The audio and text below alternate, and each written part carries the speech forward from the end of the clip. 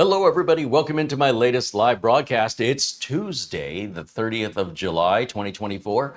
My name is CareyHolzman, and today we're going to talk to you about networking.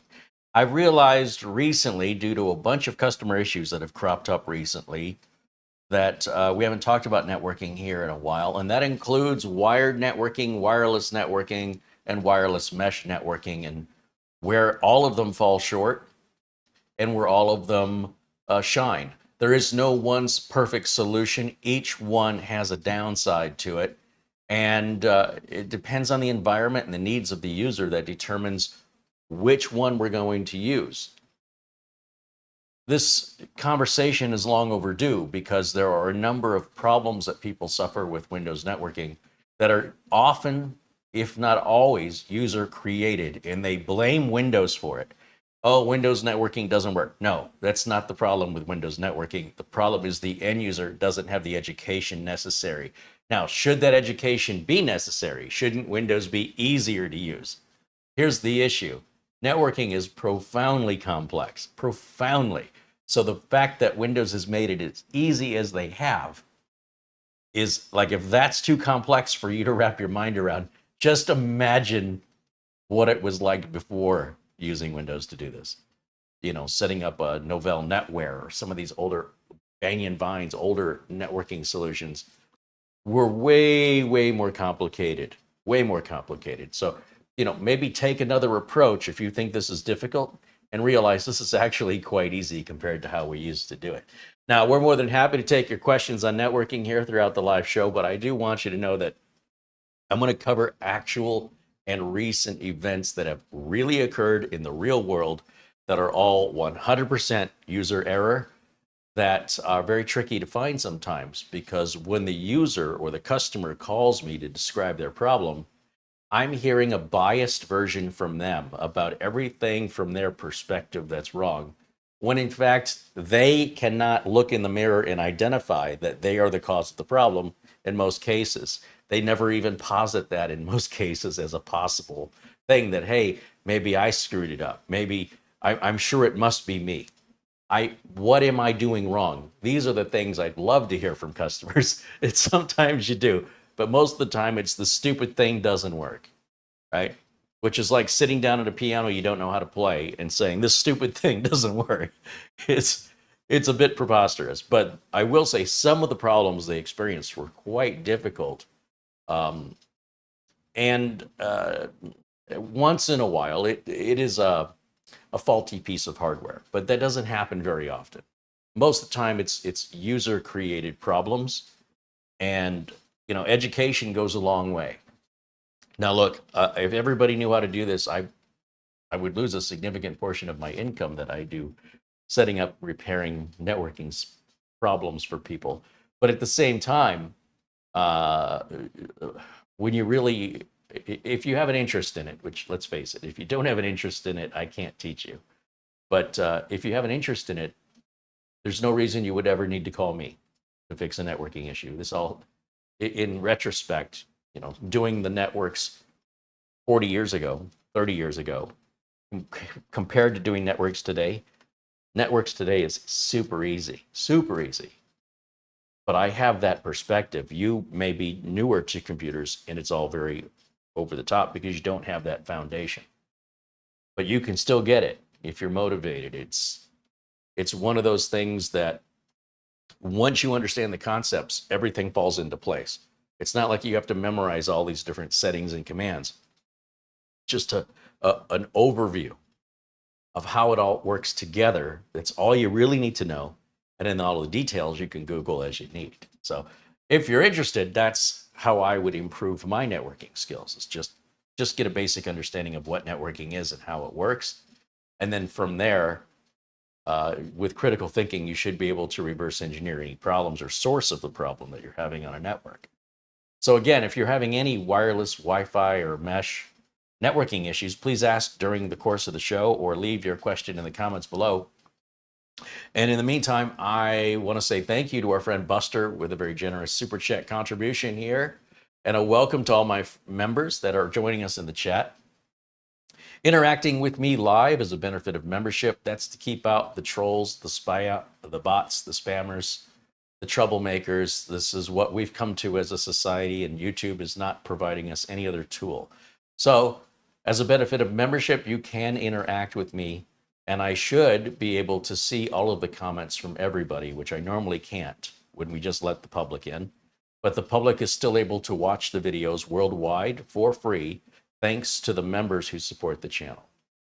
So thank you to, let's see, who do we have in here today? Well, first of all, Peter Laycock with a 10-pound super chat says, good evening, Carey and Mara, everyone in the chat from Edinburgh, Bonnie, Scotland, where the temperature is 59 degrees Fahrenheit or 15 degrees Celsius. Ooh, I wish. Be 111 today. Thank you so much, Buster. I see Icaretus joins us. He says, I'm glad I bypassed for a few days. Would have surely wasted money on a new power supply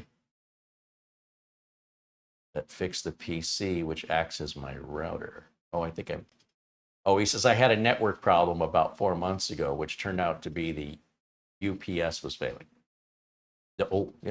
Absolutely. It's ironic, and I've talked about uninterruptible power supplies or UPSs. And those are designed to keep your equipment on if you lose power. And it's based on a battery, like a lead acid battery, like your car has. And it only gave you maybe 5-10 minutes, just enough time to save everything and close down so the thing, you don't lose any work. And if you just have a minimal power outage, then your network, if you have a router and modem and all that plugged into your UPS, then when you lose power to the building, you run off the battery. And if power comes back before the battery dies, then your networking is not interrupted, assuming that the ISP you're connecting to also wasn't affected by the power outage, but they should also have a UPS. The irony of a UPS is much like a car battery, whether you use it or not, the battery will die. It'll get weaker and weaker and weaker. If you got 10 minutes out of it when it was new, you'll get down to 7 minutes, 3 minutes, 2 minutes, 4 seconds, and then nothing. And the battery has to be replaced, and you can't just throw those away. You're supposed to properly recycle them. A new battery will cost almost as much as a whole new UPS, plus the trouble of installing it and hoping you got a good battery, not some cheap Chinese knockoff that's going to catch fire, set your building on fire. But when a UPS battery starts to go bad, it can create the very problems you put the UPS in to avoid.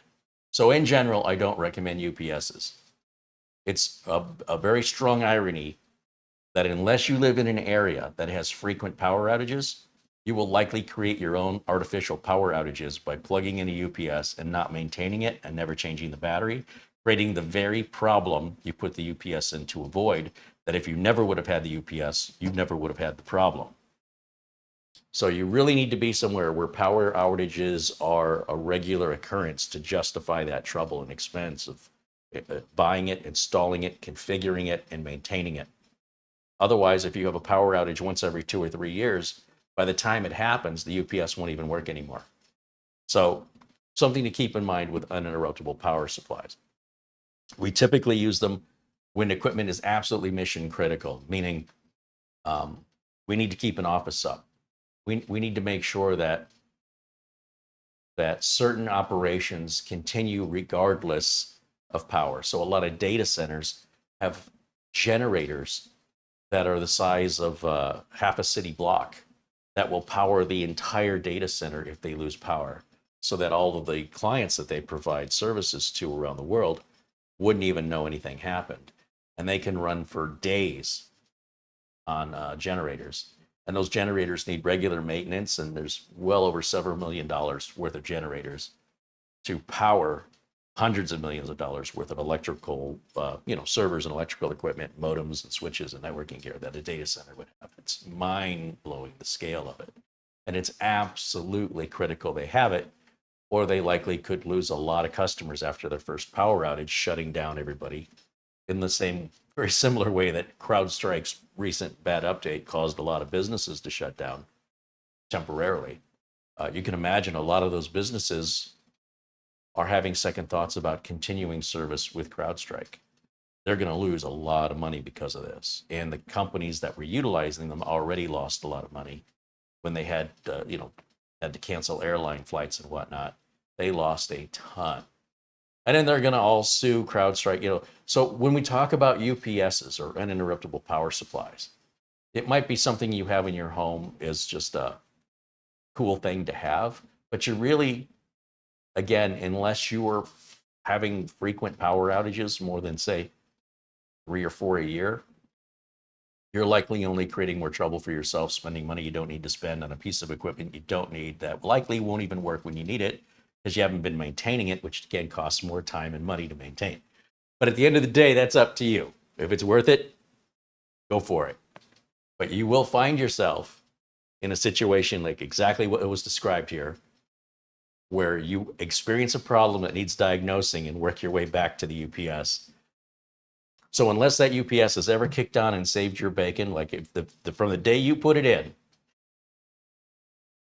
if you never have a power outage between then and the time it causes a problem, then you just paid money to cause your own problem. So, you know, it depends really what's at stake. How important is it? For a lot of people, it's just a convenience. For many businesses, it's absolutely non-negotiable. It must be there. So something to keep in mind as you make your decisions on your purchases for home and what to reasonably expect what they can do and under what sort of maintenance, lifespan, cost, and time. All right. Well, I appreciate you sharing that story with us there, Icaranis. And let's see, Mara's joining us in the chat. And Charles Purdy says hello. Welcome in to Charles Purdy and Luke Greenia.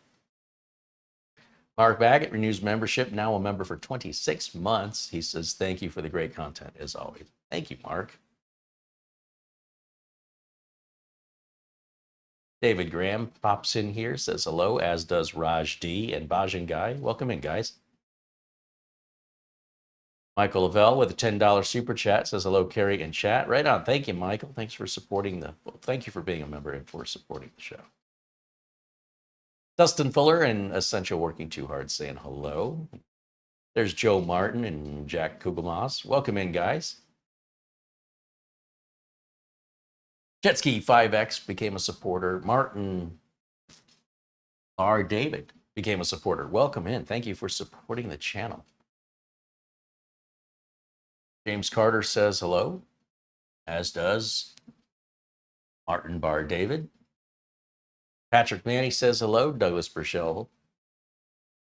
All saying hello. Right on. Well, thanks, you guys. Thanks for joining us. Now, I want to talk to you about networking issues I've actually had to deal with, and I'm talking recently as well as years ago, because you're going to see there's a lot of similarities with what we deal with today versus what we used to deal with.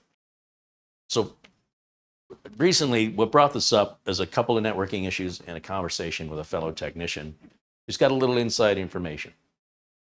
And what he's telling me is, first and foremost, the mesh routers are selling like hotcakes versus regular wireless routers. Everybody seems to be convinced, and this is due to marketing, that a mesh router is superior, when in fact, a mesh router may not only cost you more, but may make your connections slower. This idea that mesh is universally better without any consequences is completely false and a complete misunderstanding of how the technology works on behalf of the customers that are buying them. If you have to buy a Wi-Fi, if you want to put Wi-Fi into your home or your building, your apartment, the main thing we're concerned about is what signal strength were you getting from your other router? Was it able to reach all the rooms and, I don't know, patio, anywhere else around the building that you wanted it to reach, or did it come up short? If the reason you're replacing it is because you want better performance, replacing it with a mesh would be worse performance. And the reason I say that is a mesh are several units, at least two or more than 2 units, that instead of having antennas on a single router that sits ideally centrally in your building, because it's going to broadcast equally in all directions, with a mesh, you're going to have several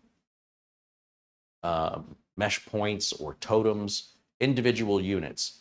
So if you picture this bottle of Gatorade as a mesh system, you'd have like one tower And then a basic mesh system will give you 2 little towers, not much bigger than this in most cases.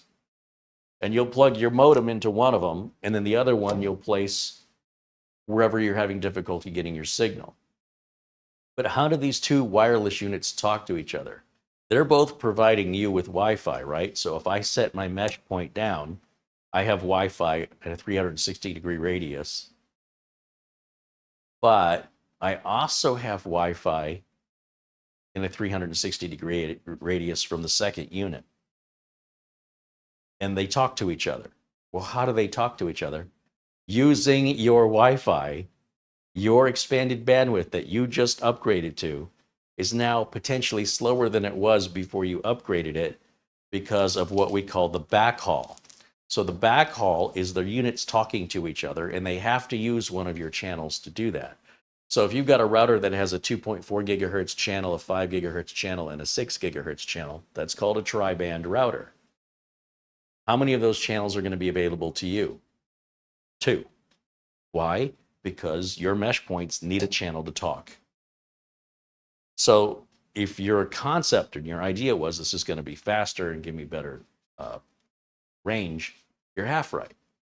If you have a range issue where there's a room in your house you cannot get the Wi-Fi to, there are a number of different ways that you can accomplish resolving this. One is relocate your router to a central point of the house. The higher up it is, the better, and the more in the middle you can get it, the better. If that's not possible, buy a better router, but not a mesh router. The technology today has improved so greatly that a router that used to not cover your whole house a couple of years ago could cover your house and your neighbor's houses today, just one simple router. But people, they're all convinced that the router's not enough, because 2 years ago when they checked it out, that's as good as it got, and they have not had an updated experience. So they latch on to that 2-year-old experience, and they think it's all the same today. Maybe, but until you get a modern router with a modern radio with modern performance gains, you can't say for sure that a single updated modern router wouldn't just cover all the trouble areas your older router didn't. It doesn't automatically mean because your older router had issues that a newer router will have the same issues, nor does it mean you require a mesh system. So the mesh will definitely cover areas of your house or your building that you're having difficulty reaching Wi-Fi to. But you've got to be over 3,000 square feet for that to be reasonable. So if you are in a place over 3,000 square feet, mesh routers are an ideal solution to getting that, as opposed to, say, access points, getting that Wi-Fi across the entire building or outside into a patio or backyard. But you will pay for that extended range with slower performance. Now, that may not make a difference to you depending on how you're hooking your wireless mesh system up to what equipment. Is it a 3-year-old laptop, or is it some brand new Galaxy Book 4? And also, how are you using it? Are you just wanting it for internet access and maybe streaming Netflix? Or are you like me and you're transferring very large video files to a central location locally in the building, and you need to be able to transfer large files on a regular basis, and you don't want to sit around all day waiting for that to happen? If so, mesh is not an ideal solution for you. Any mesh. So then you have wired networking. So a lot of people think wired networking, running a cable between the computer and the router, is always superior, but it isn't. Wired networking brings with it some unique challenges in diagnosing, as well as limitations on speed, because in some cases you can go faster on a modern Wi-Fi router with a modern Wi-Fi enabled computer, say Wi-Fi 7, than you can over a standard 1 gig internet cable. People talk about security. The cable's always more secure. This is true, but as that is a pro, there are also cons. One of the cons is cables can go bad, and it can be very difficult to diagnose.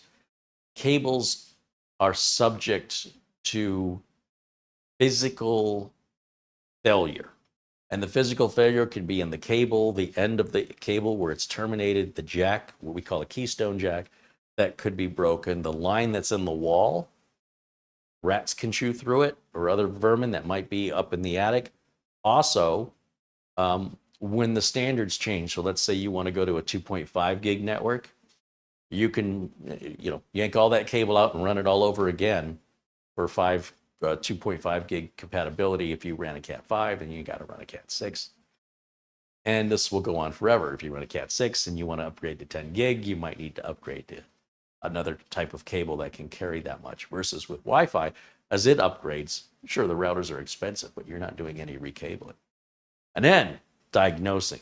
Diagnosing a mesh system network-related problem versus diagnosing a standard Wi-Fi router-related problem versus diagnosing a wired network problem are entirely different processes with very different typical points of failure.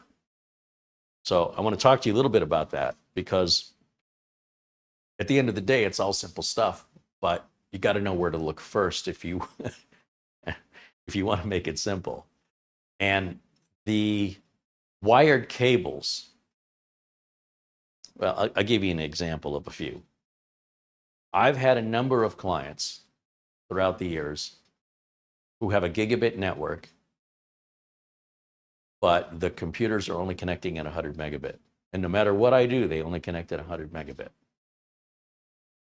This has happened so many times. You go, how come I'm not getting my full gigabit?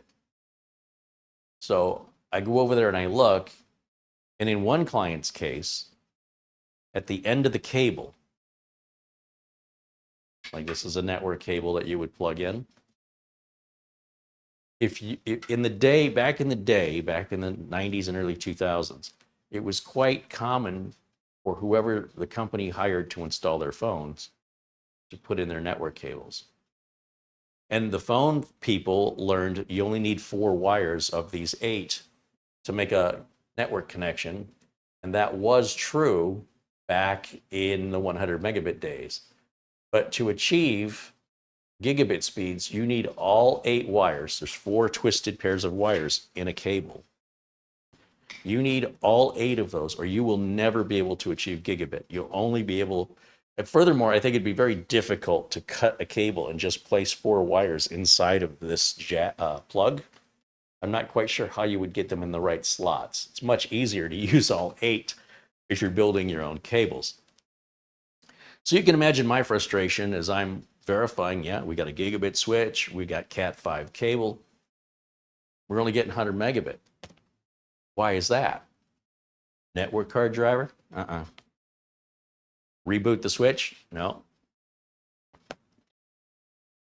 Check the wiring. Well, take the wall plate off the wall that the plug plugs into. It's only got 4 wires in it. Look at the plug that's plugged into it going to the computer. It's only got 4 wires in it. Not going to work. So my second concern in this particular example is this Cat 3 cable? Because if so, I got to recable the whole building. No, it's Cat 5. Okay, so all I have to do is cut the ends off of it, re-terminate it back in the jack with all 8, all the 4 twisted pairs of cable, punch them down in the right way, which how it should have been done to begin with, but the phone person hooked it up like a phone, which again, before gigabit, nobody would know any better. But after gigabit, they should have known by now because it had been around for many years, and they still do this today. These guys are like, I've been installing phone systems for 40 years. Yeah, and you're doing it the way you did it 40 years ago. It's nothing to brag about. Keep up. Now I got to redo your work. Thanks, buddy. So every cable run in this building had to be cut and re-terminated, whether it terminated into a jack or into a plug. And once I did that work, first of all, I was relieved I didn't have to recable anything. But then, boom, gigabit came up. So then I had another client, and every computer in the office ran at gigabit, all wired, no wireless, except one computer in the back office, and that happened to be the owner's computer, like the worst one. And I was pulling my hair out. This doesn't make any sense. So I went back and forth about once every 6 months to try different things. Now, the owner wasn't complaining, but this was really bugging me because this shouldn't be. I built their computers. I did not do their wiring. And everything went gigabit just like it should have, all wired. But the owner's computer was at 100 megabit. And they weren't complaining. Again, it was bugging me. So every time I'd go over there, I'd also take another look at it.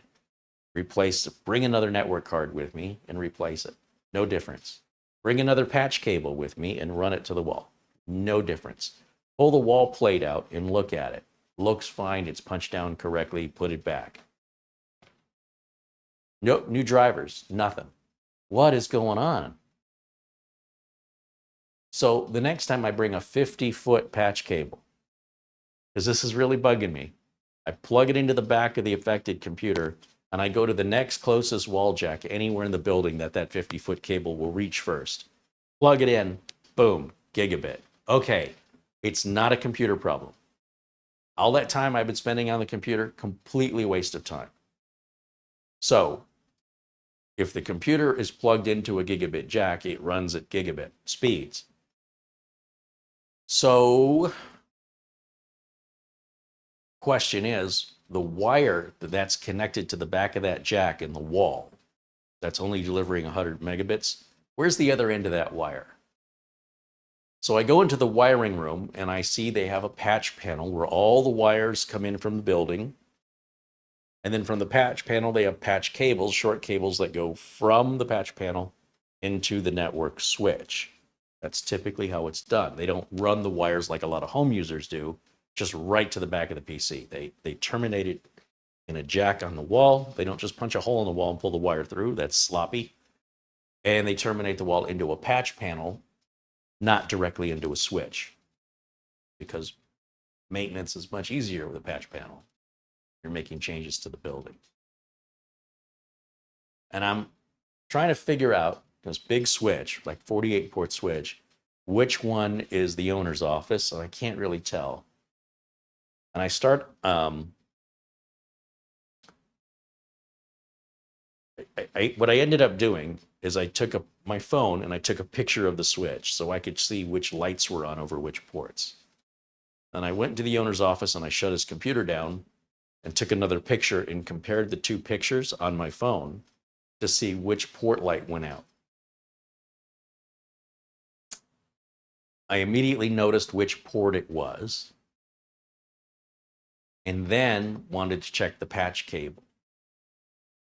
That is when I noticed that patch cable was white, and all the other patch cables were the same color of blue. Only this one patch cable was different. I don't know who did this, I don't know when, and I don't know why. But that's the first thing I should have noticed when I walked in the wiring room was, why is that one cable a different color than all the others? So I pull the cable, and it looks just like this one, except when you look through the clear part, when you look up here, there's only 4 wires. This was not a handmade cable. This was a factory-made cable that only had 4 wires in it that's designed to be used with what? Phones. But it doesn't say phone anywhere on it. It looks like any other network cable. But if you plug this in, you're never going to get more than 100 megabits per second. So I thought that's weird. A factory cable that used a 4-pair wire and only terminated 2 pairs. So I take my cutters and I cut it. There isn't 4 pairs of wires in that cable. It's only got 2 pairs because it's designed for phones. So I grab a 75-cent patch cable and replace the one I took out. Gigabit is resolved. That easy. It's all it was. Took me 2 years. Well, again, I was only going there about once every 6 months. And I thought, well, while I'm there, I'll check it. They never complained. But man, this was driving me crazy. Client has a second floor, all running at gigabit speeds, and the first floor, all running at 100 megabit. How does that even work? So I'm like, this is broken. Something's broken here. The entire second floor is running at gigabit, and the entire first floor is running at 100 megabit. And I go up and I look at the network panel, and everything looks good. And I'm counting the number of wires, and I'm like, we're coming up short here. There's got to be another network switch. Owner says, not that I'm aware of. This is everything right here. I start looking around, and I'm like, where are the wires? You know, are the wires all hidden going from the first floor to the second floor? Where are they coming from? And in the break room of the building, there's a little kitchenette with cabinets, and there are cables coming down from the ceiling onto the top of the cabinets. Where do they go from there? So I have to climb up like I'm 12 years old. I have to climb onto the kitchen counter. I don't have a ladder with me. Stand on the kitchen counter so I can see over the cabinets. There's a network switch right there. First of all, you should be keeping all your network equipment together and run the wires to the equipment. Don't bring the equipment to the wires. Nobody knew that was there. Now that I found it, I documented it. And it's a power over Ethernet 48-port switch, which are very expensive. So I went on eBay, Amazon, and I needed something fast. So I just bought some non-name brand, you know, whatever, that I could have next day, that had power over Ethernet and 48 ports or whatever we needed, 24 ports maybe. And it arrives the next day, and I plug it in. It's all gigabit. Everybody's happy. First floor, second floor. There was something wrong with that old switch. And of course, I did unplug it, wait a minute, and plug it back in, thinking that'll probably fix the logic problem. But no, it was a gigabit switch. It says so right on it. But at some point, something inside of it broke. And all the speeds for everything on the first floor that was plugged into that switch were at 100 megabit. So by replacing the switch and plugged all the cables back into it, plugged that in, boom, gigabit, solved. Then I told the client, you should order a second one of these and put it in the back room as a spare in case this happens again or worse. The next day they call me, they say, we can't print to our printers anymore. What do you mean you can't print to your printer? I just replaced a switch. I didn't change any configurations. I don't know what to tell you. So I get back in my car, I go back over there. Well, the switch I bought has a physical switch on the front that I've never seen before. It's got like an S and a V. It's a little toggle switch on the front. And the S, I think, means standard, and the V is creating a virtual network, which I'm not quite sure how that is configurable. It's like a pre-configured virtual network where some ports are designated as virtual and some are just not, and they just work as a switch. And apparently I had one of the printers plugged into one of the virtual ports, but they're not labeled. I don't know what's what. And I'm trying different printer drivers. I'm trying different cables. I am absolutely baffled. I tried plugging the printer into a different location. Nothing. Absolutely nothing. And I go back and I look at my purchase history on Amazon, and I look at the details of the comments, the ratings, to see what people have said about the switch. Has anybody else had this problem? What are they complaining about? I'm not interested in the good reviews. I want to see the bad reviews, because I didn't really pay attention when I ordered it because I was in a hurry. I need it now. Well, somebody had mentioned the front of this switch has a switch. And if it's in the V mode, it creates a virtual LAN on some of the ports. I've never seen this before. So I get back in the car and I go back to the clients, back up onto the counter. I lift up the switch. There's a little toggle switch. It's in the V position out of the box. I slide the switch to S. Boom, everything's fixed. It's all fixed. So I'd never seen a switch with a switch on it, which I thought was kind of funny, but I was also frustrated at how could something so simple be made so complicated? And those are just a couple of examples of wired networking problems. In fact, customer says, I want to take this computer and I want to move it to a different office. What do I have to do? I go, well, you unplug it, you move it to a different office, and you plug it back in. It's in the same building. It's just a different office within the same building. It doesn't care where it's at. Just as long as you've got networking and power and a monitor and a keyboard and a mouse, it's going to work anywhere in the building. You want to put it in the hallway, you want to put it in the bathroom, Doesn't matter. You don't have to change anything. You just shut it down, unplug it, move it, plug it back in, turn it back on, you're done. So he does that. But now a critical application he needs is failing. And I'm like, well, you got to call that application company because that ain't on you. Like, you've got internet access, right? Yep.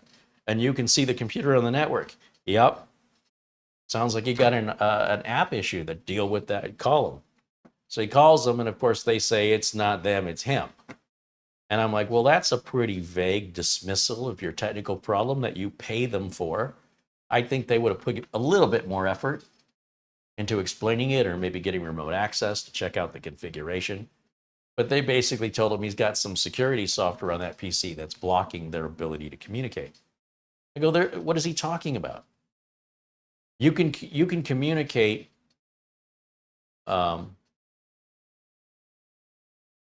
he was not able to communicate with that app on any of the computers in the office. Not a single one. I'm like, so everything was working on Wednesday. That's the last time they used that app. And since Wednesday, they moved that computer. That's all they've done. There's been no other software, no other updates, no other changes have been made. And that one computer they moved, now every computer, including the one they moved, the app won't connect right. I said, I don't know. This doesn't make any sense. So the customer says, well, could moving it have done it? Moving it doesn't matter, but if you want to move it back, move it back, see what happens. So he moves it back, and as he moves it back, plugs it in, everything works again. So then he, on his own, he's telling me this after the fact because I was on the phone with him. What he found was the jack that they're plugging the cable into, because this is an office with a big desk and chairs, big office chairs with wheels. Well, somebody slammed into that a couple of times by the looks of it and just damaged the heck out of the jack. So when he plugged it in, he saw the damage and plugged it in anyway. He just didn't mention that to me. He was getting a connection, sort of. He could get on the internet, they could load the data files remotely, but when it went to transmit those data files, it would fail. No one shared this information with me over the phone, right? I'm just going off information from the customer. So the customer says, I'm just not going to use that office. I got another office. I'll put it in instead, but I just wanted you to know that's what fixed it. I go, you should not leave that damaged jack where somebody can use it ever again. You need to have a company come out and replace that for you. You can remove the jack from the wall and cut the wires. The customer says, I'm not comfortable with that. I don't want to get electrocuted. No, these are low power wires. There's less than a 9-volt battery running through there. I said, you know what else you can do? Up in the wiring room, do you know which wire is it labeled that where it goes into the switch? Because this would be way easier. He says, yeah, I know which one it is. I go up there and unplug it. He goes, well, I already put tape over it, so no one will use. I go, no. I go, if that internal keystone jack, if that has damage where the pins are touching each other, it can affect your entire network. And even if it's not affecting it right now, doesn't mean 3 months from now you're having some other weird, bizarre issue that nobody can make any sense of. I'm telling you, unplug that from your switch now so you never deal with that until you can get a company to come out there and replace that jack. It's not a big deal, but this client doesn't know which end of a screwdriver to hold. So that's not ideal to suggest to them that they do that. Get somebody out there. So they said, you know what? We're not even going to use that office for a while. So I'll deal with that later. I'm just like, you're going to forget, man. We're going to go through all this again. I said, if I were you, before the end of today, I would go buy a lottery ticket, because the fact that that happened is so uncommon. That's a once in a lifetime type of repair. And good on you that you figured it out. And, he called me at, let's say, noon, and he told me he had it figured out by 5 o'clock. Something the app technical support had completely wrong, and something I also had completely wrong, because I was sure it had something to do with the app and that company. Customer figured it out. You still think wired networking is superior? here at Studio B, I run these very thin network cables, and I have to run one across the length of the floor, and I step on it constantly.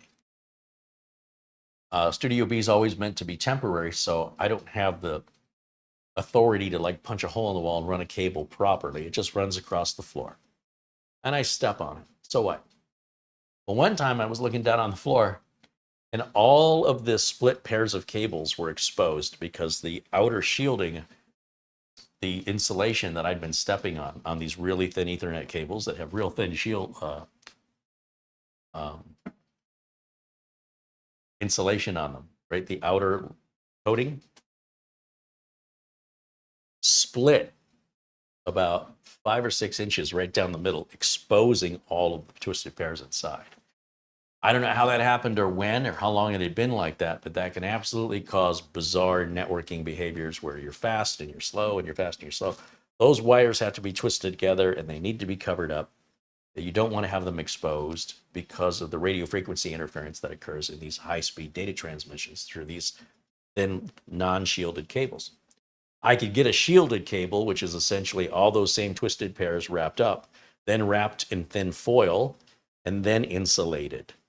That cable is going to be 3 times more money and 2 or 3 times thicker. I did not want that in here, nor did I think I needed it. In fact, all I ended up doing was replacing the cable. Take the cable that split, throw it in the garbage can. These cables are so cheap, it doesn't make any sense to spend any more time than what's required to simply plug in a new one and throw the other one away. That's where we're living today. Making your own cables doesn't make any sense. But if you do want to make your own cables, they have new tools out now that didn't exist when I was making my own cables back before it became so easy to get and so inexpensive. In some cases, it's cheaper to buy a pre-made cable that will always be better quality than what you can make by hand, at least as far as regular Ethernet cables go. I can't speak to fiber, but let me jump over here to Amazon. Let me show you something. I'll type in let's say network cable crimper toolkit. Okay, now what I want to do is I want to bring up my screen capture here and share this with you. All right, these are tools. So I didn't mean to click on that. These are tools that enable you to essentially insert the cable, cut off the ends of the cable, strip the cable, everything you need so that it's all done in one press. You just press down once, everything's done. So if you don't know how cables are made, let's just bring up a picture here. You would traditionally get a cable crimping tool. This one's a very odd looking one. And then you would get a testing kit. And that little yellow thing up here this is a wire stripper. So you need to strip a few ends off the wire. And then you would buy a bunch of these little clear ends, these RJ45 plugs. And then you would untwist the 4 pairs of the cables, straighten out. Don't have too much though. You don't want more than 1.5 inches of this stripped away, or you could damage the speed potential of the cable. What's unique, so you would do all this by hand. You would cut this by hand, you'd insert these cables, and the cables would stop when they reach the end of the plug. Well, now they have these new plugs. They're called pass-through plugs. And it makes it easier to cable it because when you stick the cable in, the cables go all the way out. So sometimes when you're making a cable, you may not notice that your cables, one of the 8 cables or more, hasn't gone in deep enough to make a solid connection. You've got to cut the end off and do it again. If you even noticed it, that's what the cable tester's for. So this ensures all of your cables are at the end of this plug. And then when you insert it into this tool and press down, it not only crimps down the plug onto the wire, but it cuts the excess wire off the end for you in one press. However, anytime you use a tool that does this, you have to use their connectors. You can't just buy generic pass-through connectors. You have to buy theirs. And this is expensive. This can be expensive. They'll sell the tool really cheap, and then the jacks are where they're going to get you. It's like razors and razor blades. You know, you can buy the razor handle for practically nothing to shave, and then if you want to buy the refill kit for the blades, they're 4 times the cost of the darn blade, right? Or, you know, ink-based printers where they're basically giving you the printer, and then they charge you an arm and a leg for the ink. Same deal. So you can't mix and match the jacks, or rather the plugs, with the tool. So if we look at the options on Amazon, these different tools are not necessarily, and you should not assume, compatible with the other tools' jacks. You have to buy the jacks, the plugs. They're really the plugs, to make your own cables and to make them faster. And it's a nice kit that they're offering here. You get the tool, you've got the plugs, you've got the protective covers, you've got the stripping tool, and you've got a basic continuity tester to make sure that both ends of the cable you made are wired correctly. And they go to different depths of the technical. Somebody's showing one right here. These kits go to different depths of technical work that you want to do, right? So they start out pretty inexpensive, and they can get really expensive if you want to get super fancy ones. So depending on how much cabling and networking work you're doing, whether or not it makes any sense for you to make your own cables these days. See how he's doing that in the video there? Make sure all 8 wires are pushed through. Now that tool, you see he had to cut the ends off himself. There's his tester, plugs both ends in. He wants to see those lights go straight down without changing order or a light not blinking. And then he puts the jackets over them. And that's how that's done. But see, the tool should be designed that he doesn't have to cut the ends off of that cable. When he crimps it down, that tool should cut the ends off for him. Now, as I mentioned, when you start getting into some of the testers and you're trying to isolate a particularly complicated network that has a lot of connections and bizarre issues, then you can get into these very unique testing units. So I think Luke has a network tester. Now you can see this network tester is $2,000. This one's $1,800. And these testers can tell you if the frequency of the cable can carry the bandwidth here. Like if you've got a connection that's slow and there doesn't appear to be any visible reason why it's connecting a gigabit, but it's only transferring data at a very slow rate, even at gigabit speeds, why is it so slow? That's where you can test the integrity of the cable and the frequency of the cable with these units. They'll tell you how long the cable is. They'll tell you the maximum data transfer of that cable. And if you do this kind of work, it can make you much, much faster at your job. These toner kits are really great if you're trying to locate a cable. So let's say you've got an office that has 50 computers in it, and all 50 wires to those computers for data run into a closet, and they're all plugged into a panel, and nothing is labeled. So how do you know which computer is which cable inside that room? Now, I told you how I did it as a poor kid growing up in the 80s and having to make do with what we have available. I took pictures of my phone and compared the 2 pictures side by side.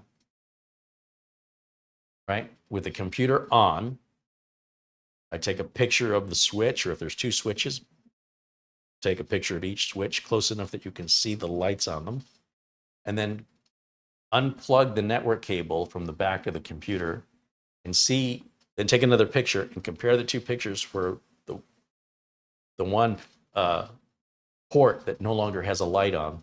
One picture will have the port lit up, the little LED, and the next picture, one of those ports that was lit up isn't lit up anymore. That's how I do it, because I don't do enough networking, very rare, to justify the price of a tool like that. I can do it myself, right? It's like getting food. I never have food delivered. How hard is it to get in the car and go get it? Again, this goes back to how I grew up. We grew up without any money. We had to use kind of MacGyver. We had to use what we had. I really love Jackie Chan movies because a lot of times when he's in his choreographed fight sequences, he's using chairs and ladders and items that are in the room in very unique and clever ways to defend himself. And that resourcefulness, I don't know, that's always really stuck with me as just genius. Like that level of thinking, to be so self-aware of how a chair designed to sit down can be used as a tool to block an attack on you, or to use to either on defense or offense of whatever situation, potentially. Whereas other people who are fighting might ignore the furniture or items laying around. Jackie Chan would use items laying around in very clever and unique ways that you never, until you see it, you go, I never thought to do that. So it's almost like YouTube, where now, you know, they have a bunch of hacks. They have home repair hacks, and some of the hacks are good and some of the hacks are pretty hacky. So anyway, this kind of work can get, you can have some pretty expensive tools, but networking work pays better. You know, depending on if you have enough networking work. I don't have enough networking work, nor do I seek it out, to want to invest in those tools and then learn how to properly use the tool. It's not as though you just buy the tool and start using it. You have to learn it. And why take all that time and money to do one job? You'll lose money on the whole thing. So our friend Doug Betts, I believe, is it Doug? I was talking with a fellow technician. Can't remember who it was. Huh. It's getting old. Anyway, he does a lot of networking work. Oh, I know who it was. There's a gentleman who has his own computer shop, I believe in Indiana, named Joe Knezovich. And Joe's a great guy. I really enjoy talking to him. And Joe does a lot of networking work. And Joe and I were talking about these. Like, oh, you should do a show on that. And I said, oh, yeah, it's a great idea. And that was a few months ago. So I'm just now getting around to it. But it came back up recently because of another networking problem. The one where the jack is damaged. I mean, who would have guessed? So if I was there, I would have brought my continuity tester, figured out where the other end of that cable was upstairs in the wiring room.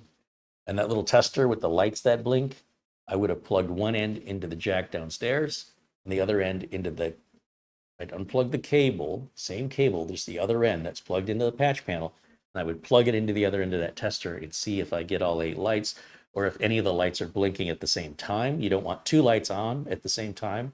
You don't want them blinking in the wrong order, or just not, it'll go 1, 2, 3, 6, 7, 8, 9, and oh, I got a disconnect somewhere. 2 of those wires aren't working. Anyway, you don't need expensive tools. You can use what you have if you're creative and you have the time. If you're somebody that needs to get in and out quickly because you got a bunch of this kind of work to do, well, those kind of tools make sense to buy. If you're just working on your car for the weekend, you don't need Craftsman lifetime warranty tools. They're very expensive and specialized tools they offer.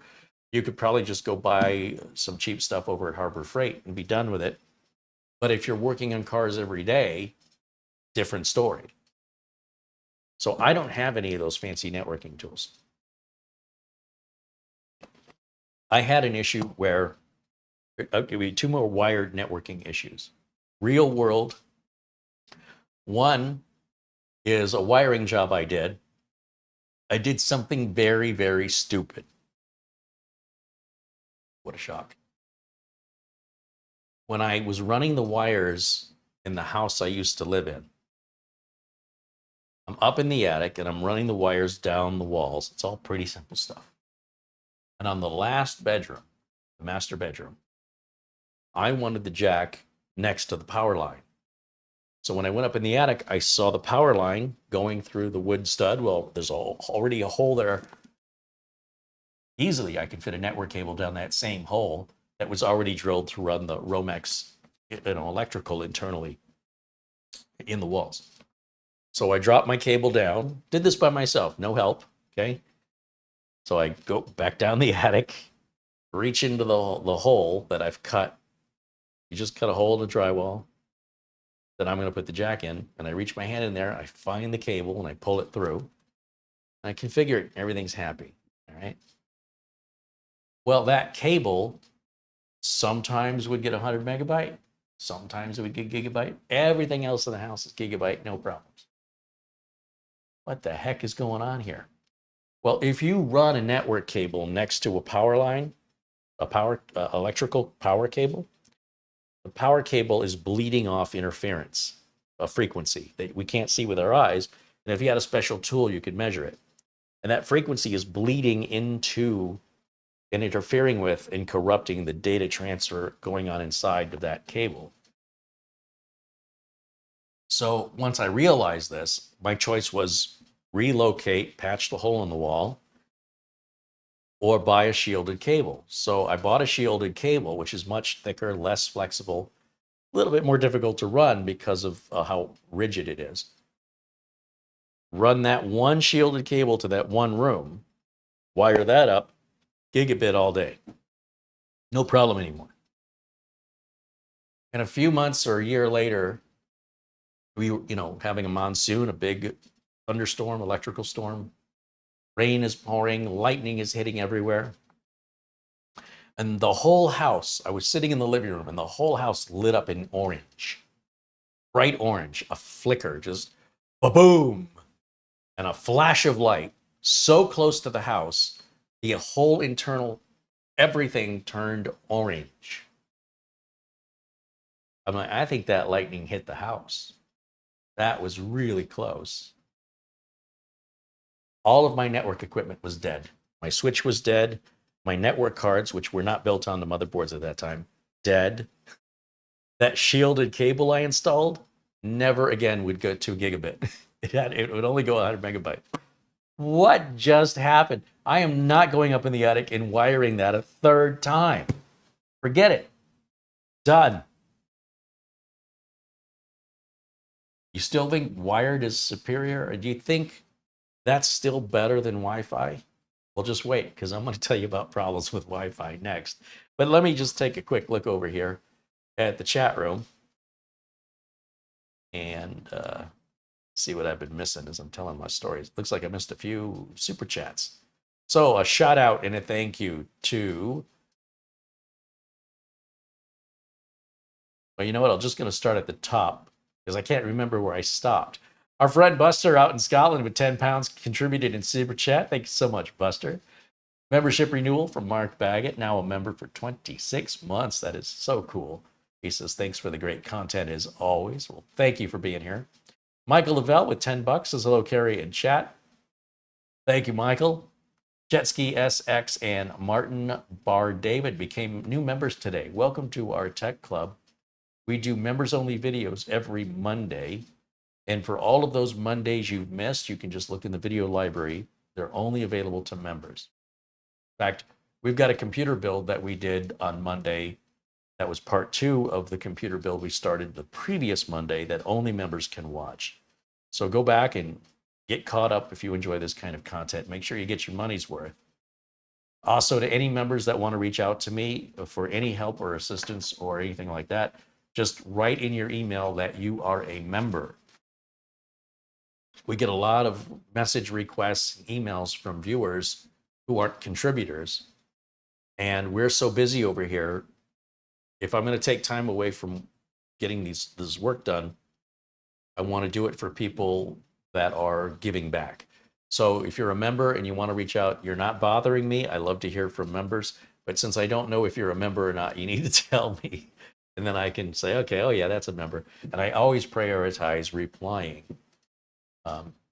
In fact, if you use the Showcase Create email, which is on the YouTube channel, when you go to the About page, those emails go to Mara, and she handles a lot of it. She's very, very, very smart in IT and oftentimes can answer your question. And if she can't, she'll forward it to me. But we take care of our members because our members take care of us. And without you guys, we wouldn't be here. So thank you.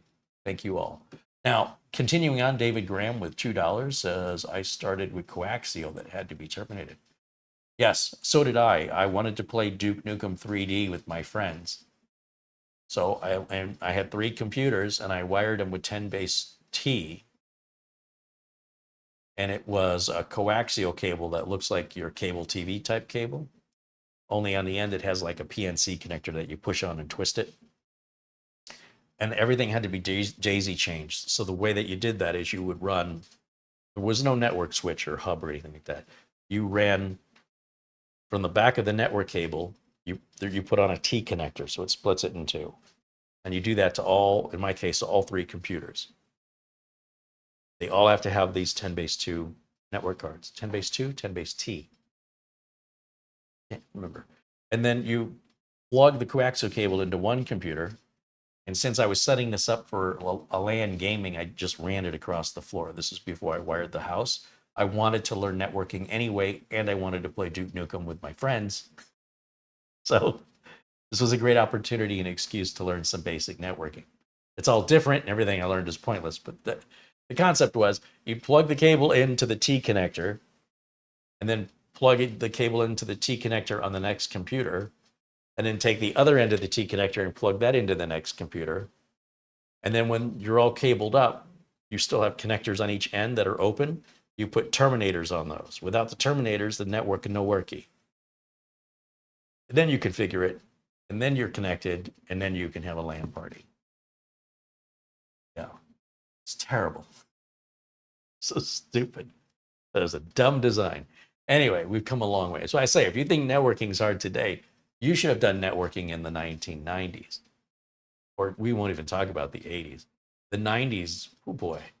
Yeah, OS2 Warp, Windows NT. Don't get me started. Much easier today. So thank you for that, David. Nick Caffrey renews membership, now a member for 7 months. He says, hey, Carey and Mara, a balmy 70 degrees Fahrenheit here in West Cork, Ireland. Perfect for us Irish. Nice. Sláinte. Sláinte? You know what I mean. Thank you for your contribution, Nick, and the rubbing in your weather update. Also in Northern Ireland is Mark Gaines. Mark contributes 20 pounds. He says, hello, Carey and Mara and everyone in the chat. I just got done fixing my tumble dryer. Love it. I love that you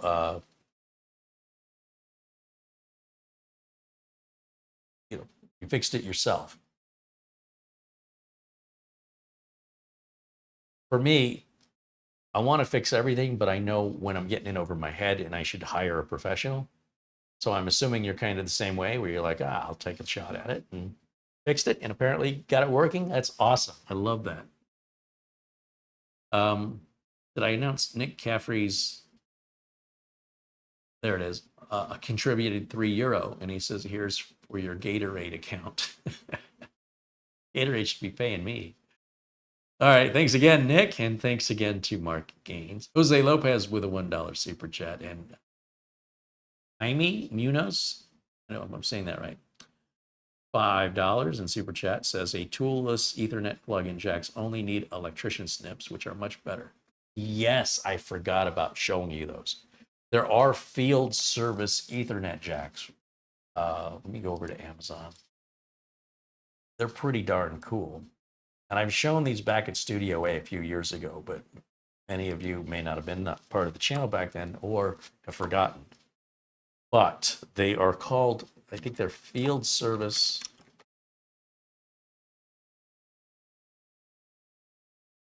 RJ45. Let's see that. So, yeah. In fact, back. This other one looks more like what I'm looking. All right, so check this out. Let me share the screen.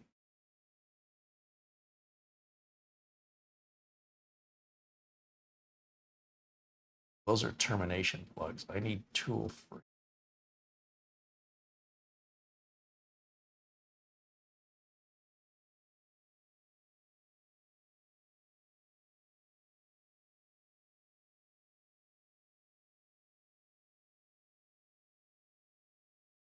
Well, let me just share the screen with you because these might still be them getting thrown with the word termination, but you are terminating the cable when you're putting the jack on it. So maybe I'm overthinking it. Let's take a look together. So when I type that into the Amazon search, you'll see that, right up here, field service RJ45 tool free. Field service and tool free kind of mean the same thing. But if we scroll down here, you'll see these jacks are much larger. They're about, sorry, that's my mouse acting up. They're about 2 to 3 times longer than a standard Ethernet jack. And that's because the way that they're designed is you can simply, looking to see if there's a,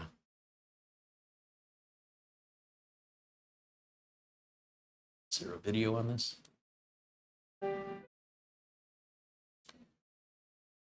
Let's say you're out in the field and you need to replace the end of a cable. You don't have a spare cable with you, or the cable's 400 feet long or something.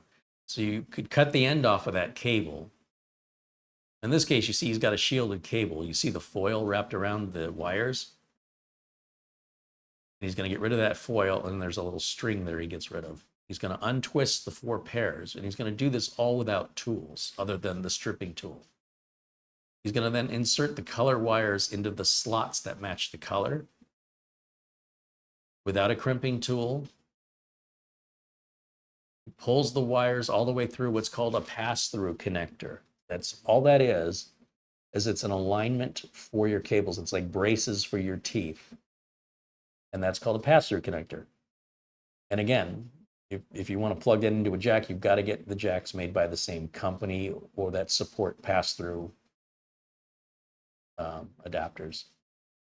Now, he's got wire cutters and he's got wire strippers. That's all he's got to do that.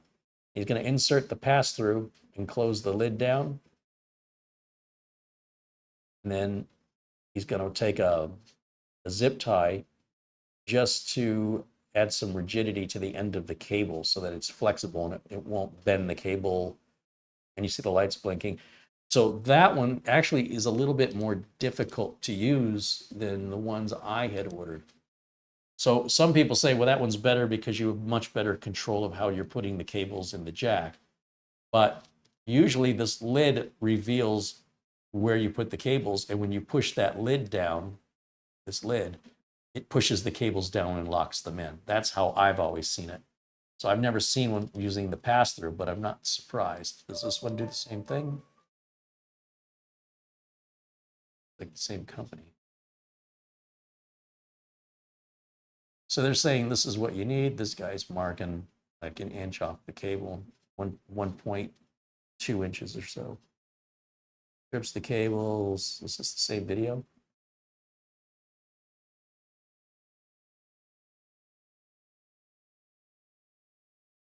Yeah, he's putting a pass-through connector. And what's great about these is they're meant to be temporary so that you can come back with your tools and re-terminate that cable properly. And then you can reuse this over and over and over again. Whereas once you crimp down a traditional jack, or once you crimp down a traditional plug, you're done with it. So I was just kind of looking through here to see if they're all, so this Linu suggests to me these are all going to be the same.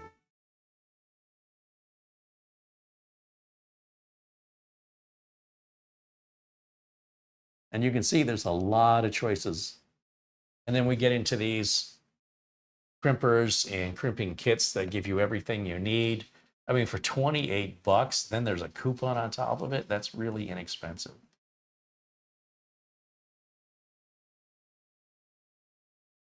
Anyway, yeah, those field service ones are pretty cool.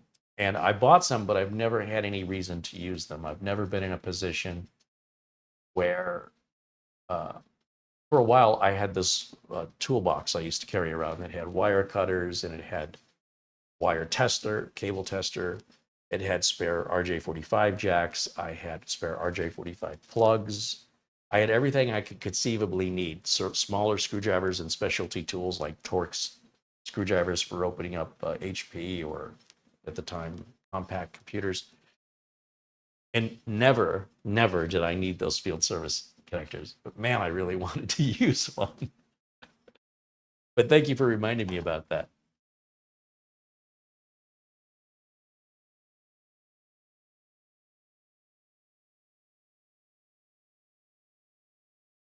Joe Martin said his power company has scheduled power outages during hot temps and windy conditions. Well, at least that way you can shut everything down. You don't need a UPS. And, you know, if those power outages that are scheduled are more than 10 minutes long, you'd need a generator if you want to keep power on. UPS, you're going to drain the battery quickly. So if the power outages are only for 5 minutes, UPS could be beneficial. If the power outages are longer than 10 minutes, you need a generator, and you're going to spend a couple $1,000s to buy the generator, maintain it, keep it fueled, and have an electrician wire it into your box. And then you'd have to go out to your box and flip over to the generator. Nothing happens automatically, not that I'm aware of. And then when power comes back on, I'm not quite sure how you know. I guess something that if the generator's powering the whole house, I don't know how you know when the power's back on, but it'll require you to go back outside and flip the switch back over to the mains. But anyway, let's see.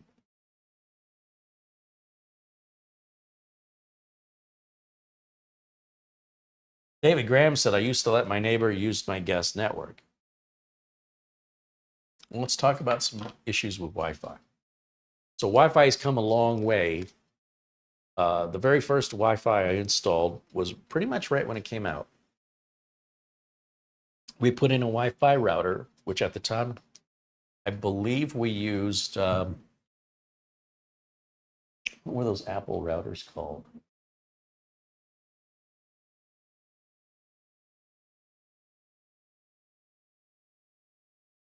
Original Wi-Fi Apple router was called the Airport and the Airport Extreme.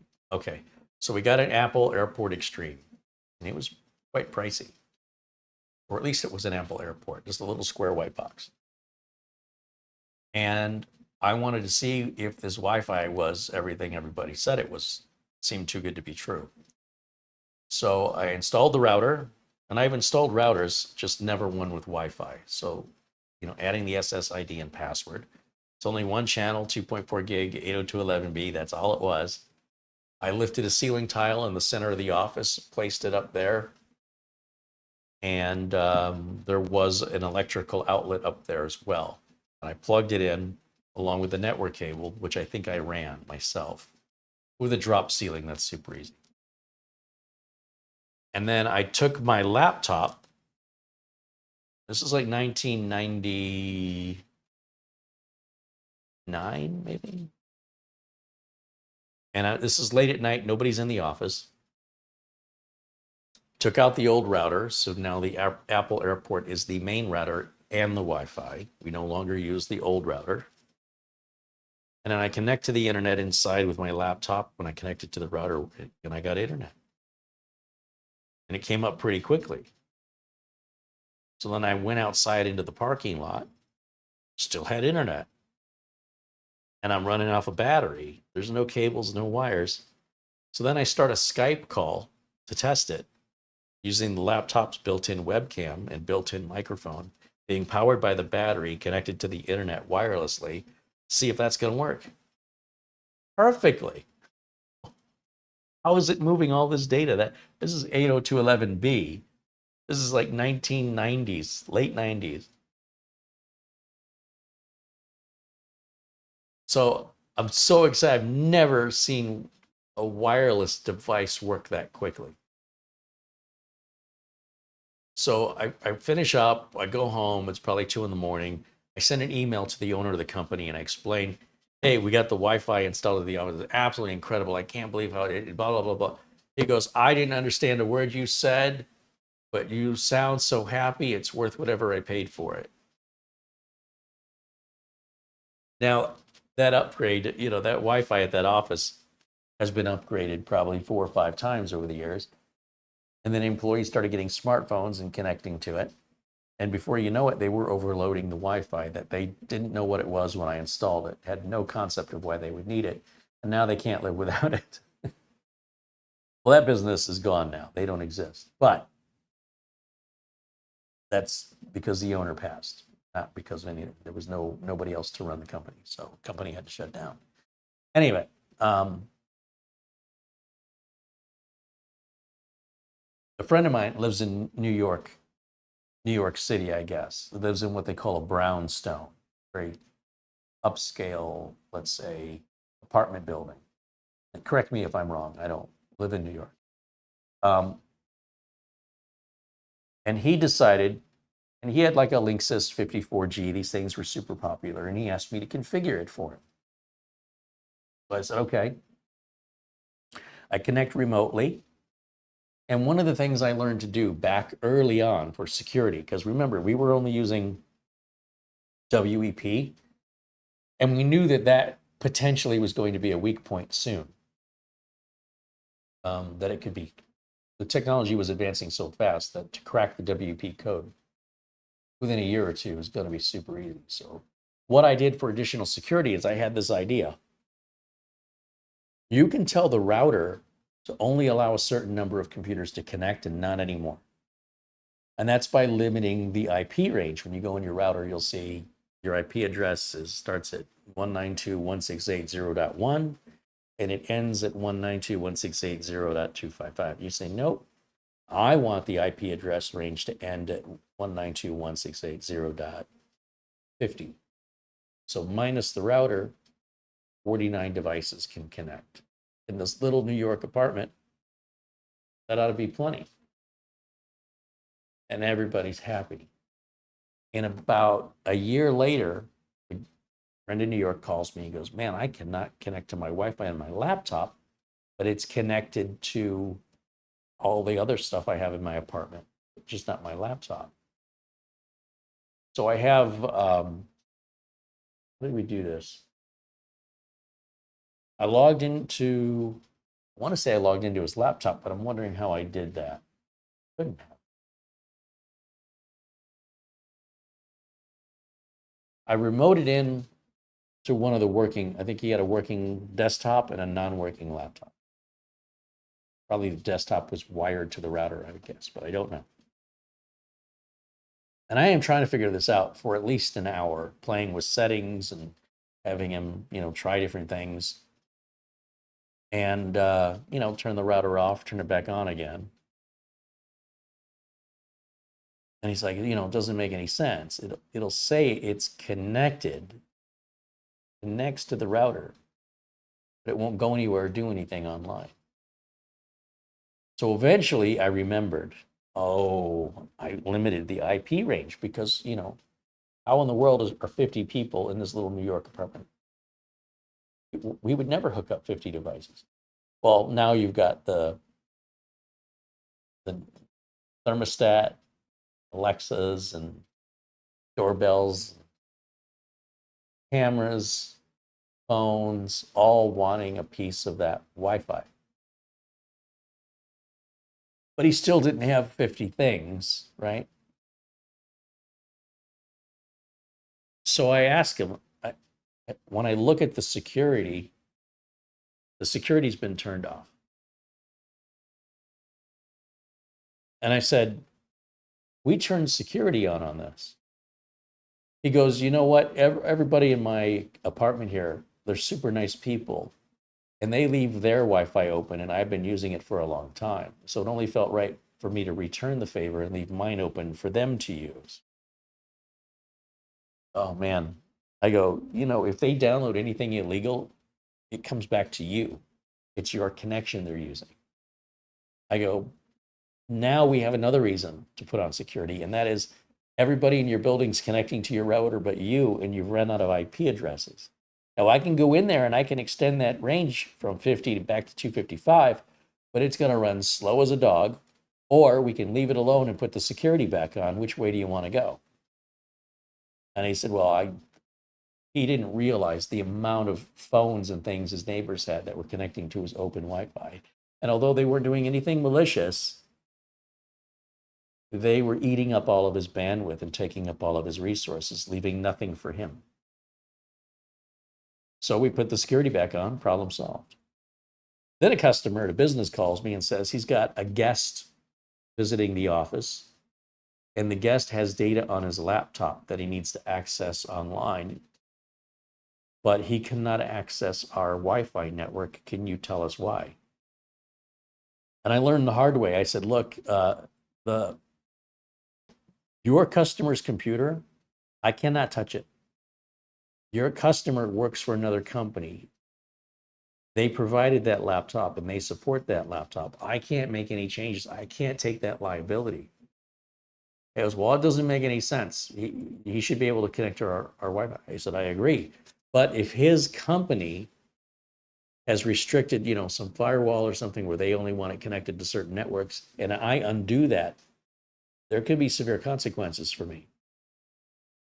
He needs to call his company and find out what would prevent him from connecting to your Wi-Fi. I think our Wi-Fi doesn't work. I said, I'll tell you what, you take your laptop that's at your desk. Do you still have it? He goes, yeah. I go, turn it on. And he does. I said, does it work on the Wi-Fi? He says it does. I go, I don't know what else to tell you. He says, I don't know, something about this ain't right. I go, that's a foreign laptop. I don't know how they've configured it. I have no idea. I don't know who this person is. I don't know what company they work for. But they should still be able to connect to the Wi-Fi. If your laptop connects to the Wi-Fi, then why can't their laptop connect to the Wi-Fi? Because there's something wrong with the Wi-Fi. Okay, I don't know what to tell you. So later that night, after the office is closed, I drive over there and I bring my laptop with me. I open my laptop up, connection works just fine. All right. This is freaking me out because everything he's describing doesn't make any sense. So then I think I went to connect my phone to the Wi-Fi, and then it said it was connected, but there was no internet access or something. Why would this one have internet access and this one doesn't? I set the IP range to a reduced number for the office. I probably set it to like 100. 100 should be plenty for this office. But ever since I set that, every employee that comes to work with their phones connects to that Wi-Fi to save on their data expenses. They even let the people next door to them connect to their Wi-Fi. Plus they have Wi-Fi printers and Wi-Fi devices. And then they have the computers that all need an IP address, and they ran out. They were over 100. Well, I guess the owner of the company was right. This was a Wi-Fi problem. So I just removed it. I just put it back to 255. I mean, they were barely using it when I installed it. And now there's 100 devices.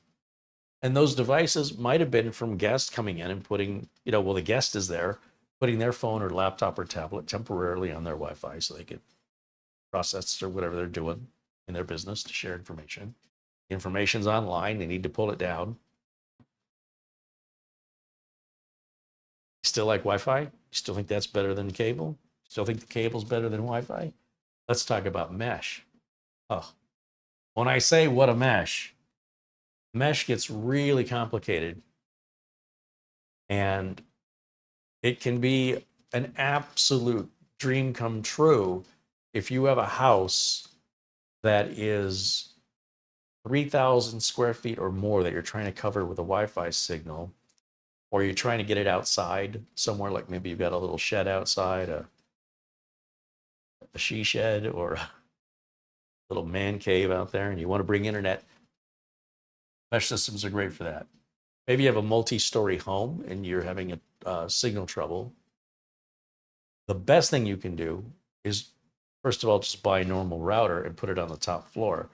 Your range is better going down than going up. So if you can get that router to the top floor and get it kind of in the middle, you probably do not need a mesh. But if it's a looks thing and you prefer the looks of the mesh, even though that mesh may run slower, but give you more range because of the backhaul, you could put a mesh point in each of the floors. So the second floor, first floor, and basement. But that would really, you're going to get some serious coverage. In fact, you might even get away with just buying a 2 access point mesh and just put one unit in the middle of the room, as close as you can get to the middle, not against any walls. If you have to go against a wall, go against the wall to your backyard, because that router, it's broadcasting in 360 degrees equally. Up and down, it's just a picture, a big bubble.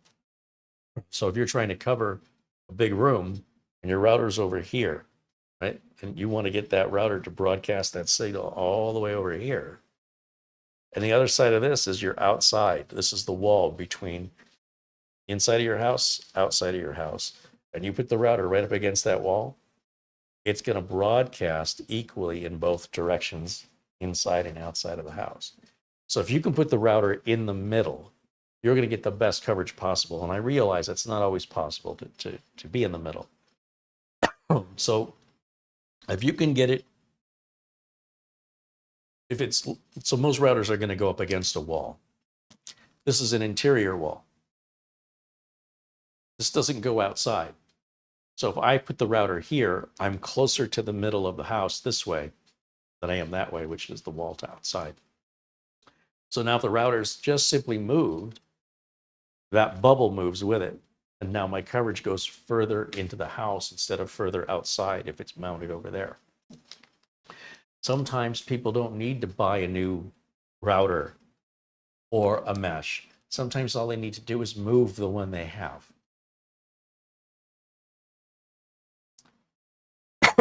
In photography, some people will spend $2,000 or more on a really high-end zoom lens.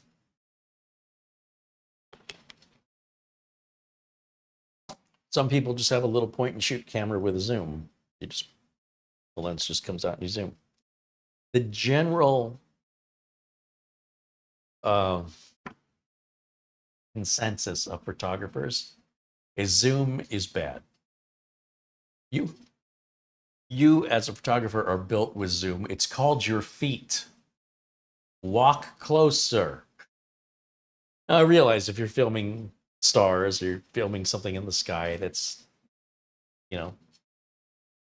miles up, that's more like telescope than it is zoom. But when you're at the zoo and you want to take a picture of the animals, get as close as you can with your feet and try not to use the zoom if you want a really good picture. You can Google this. It's just overall. And I realize there are times you don't have a choice. And it's just like putting the router, moving the router to a better location. Sometimes you might feel like I don't have a choice. There's nowhere else for that router to go. Fair enough.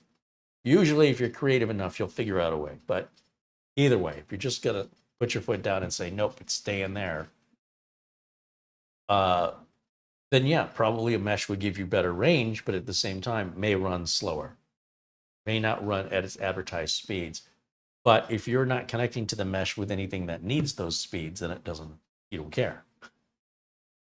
But eventually you will. You might start streaming 8K Netflix or something, or enjoying it at the same time between bedrooms. Maybe the master bedroom, they're watching TV, the kids are streaming it on their phone, and suddenly everything's stuttering and you're having lag because the mesh point is transferring that much data from the internet and then communicating with each other at the same time.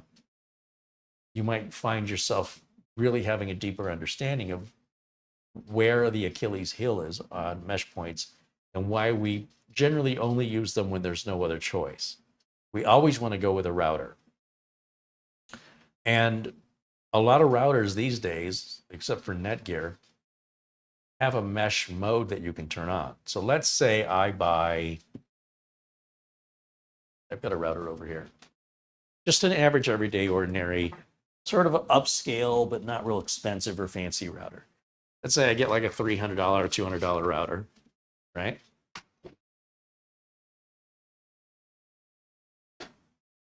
The TP-Links, the Asuses, they should have an option in the firmware, at least on all their current models with the current firmware installed, that says, how do you want to use this router? Do you want to use it as a router? Do you want to use it as an access point? Do you want to use it as a mesh? You go, I want to use it as a mesh. And then you follow the instructions on the screen to grab your other router that looks, just a standard router. Same exact thing.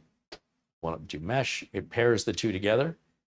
And once that's done, you can turn them off, unplug them, and go place them wherever you want them around the building. And now you don't have to buy a separate mesh system. You can use the router you've got now if that router supports mesh.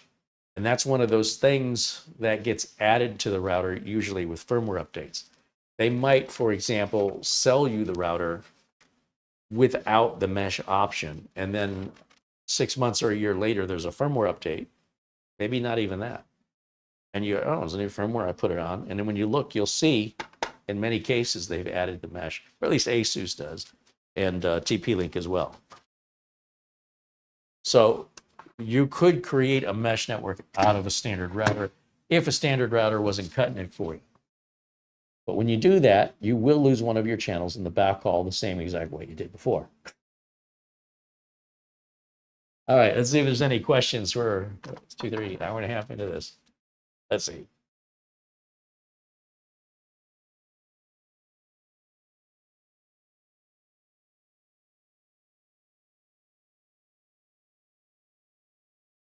Nick Caffrey says, Carey, I live in a house that's quite long. The router is in my office at one end, and I use an access point wired to my router to serve the other end. Is that a sensible solution? Well, sensible. That's a fun word, sensible, because to me, it is not. If it were me and I lived in a big, long rectangle, I want the router in the middle of that rectangle so that when it creates the bubble goes over both ends of the rectangle equally, or as close to equally as I can get it. And I don't need to wire anything or have an access point. It's all about the location. But, and then I would just go Wi-Fi. Wouldn't even run a wire. But to each their own. You know, it's without seeing the building, maybe there is nowhere in the middle. Creative thinking, I'm sure you could find a place somewhere close to the middle. But barring not moving the router, using that access point is fine. It's getting the job done. Again, a mesh would work in that situation where you could put the mesh points on each end, but then you lose a bit of your bandwidth on the backhaul. What else could you do? You could get rid of the access point and run a wire from the computer at the far end up into the attic, drop it down into the room where the router is. Depends how clean you want it to look. And then you'll never have to worry about upgrading the Wi-Fi because you got a wire in there. Unless you need fiber, and then you'll have to, then that wire you ran will be obsolete. You'll have to run fiber. All right. Andy Kane says, what channels would you lose? All right, so let's say you got a tri-band router, and they even have quad band routers now. You're going to have your 2.4 gigahertz channel, your SSID for your 2.4 gigahertz. You're going to have a 5 gigahertz channel, and if you're Wi-Fi 7, you're going to have a 6 gigahertz channel. Wi-Fi 6E and Wi-Fi 7. Use the 6 gigahertz channel. One of those channels is going to be used, typically decided by the router at the time for the mesh system, but different manufacturers have different ways of doing it. The way ASUS does mesh is different from the way TP-Link does mesh. And Netgear has mesh systems. And anyway, if we go up here, because it's a fair question, and I'm afraid I'm not answering it very well, so I'm going to use Google.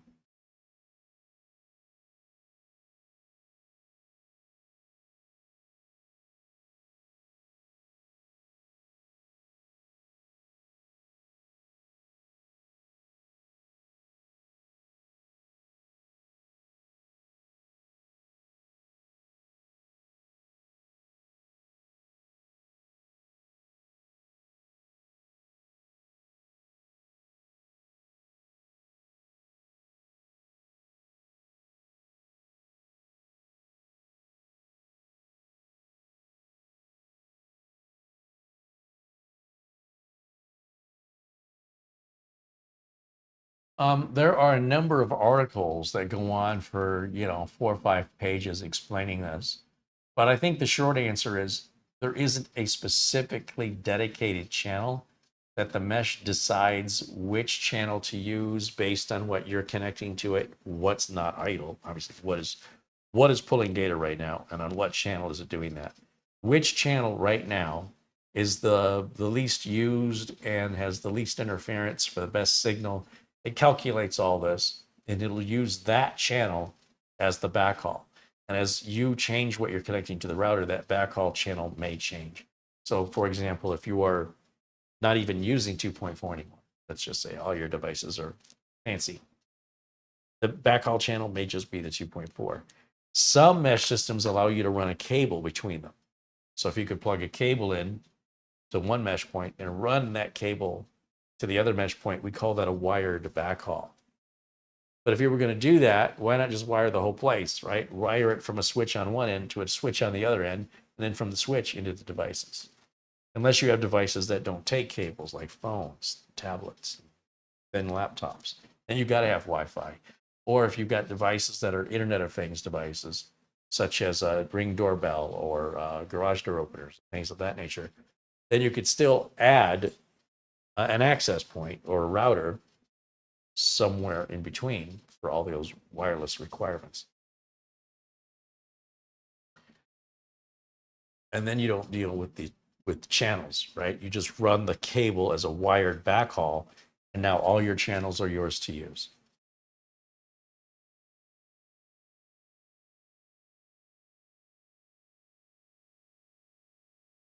All right, let's see if I've missed any other questions. Hector Aviles with a $10 super chat. Thank you, Hector. He says, here's an extra. Keep it going, Carey. Yes, sir, that's my intent. Thank you for supporting us here. And Hector again with another $10 super chat says, here's more of what you give us. Oh, that's very kind of you. Thank you. I appreciate all the support more than I can find words to express it. LRCX is now a member for 14 months. He says, hey, Carey and Mara, hope everyone's well. I'm listening while I work. Right on. Welcome in. That's Larry. Hector says, hello, I didn't know there was a stream now, but it's nice to be here. Thanks, Carey, for more of your education training. So Hector, if you're signed up and subscribed and make sure the bell notification is hit, turn on your notifications.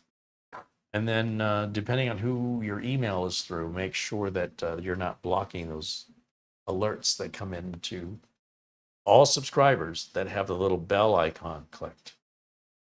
Will receive an email. Well, you can receive different kinds of notifications. You can go to your account settings in YouTube and tell it how you want to be notified.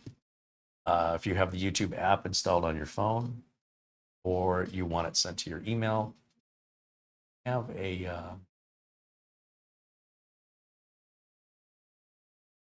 my little demo.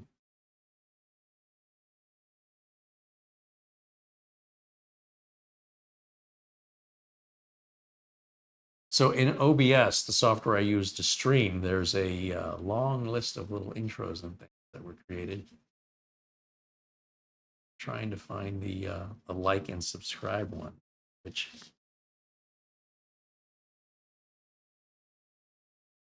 is gone. The heck, man.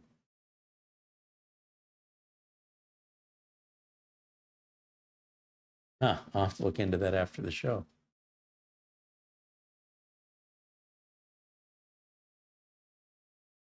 Oh, here it is. I'm going to have to change these fonts to something bolder that I can see. So obviously you hit subscribe in order to have the join button, right? But what you might not have done is you might not have hit that bell right there. And that's going to give you the option to enable some notifications or enable all notifications. And then in your YouTube account settings, which you go to your picture in the top right corner of the YouTube webpage, then you can tell it how you want to be notified. And then you should know when we're live. The other thing you can do is follow me on Twitter. I always post the link on Twitter and on Facebook the night before, most of the time, so that you get about 12 hours notice or more for the next live video. And then hopefully we'll see you in here more once you realize we're making a show. When I do live shows, I always start them at, not always, mostly start them at 1 o'clock Pacific time. And depending on my schedule, like we did 6 videos, 1 video each day for 6 days last week. I don't want another week like that, but I might have to. But I'm always live Mondays and Fridays. So welcome in. We're glad to see you, and thank you for supporting the channel. Gary Tatum wants to know if I've ever seen a network with RJ11 connectors. So RJ11 should be the small telephone connectors, if I recall. A network with telephone wires. I've seen that.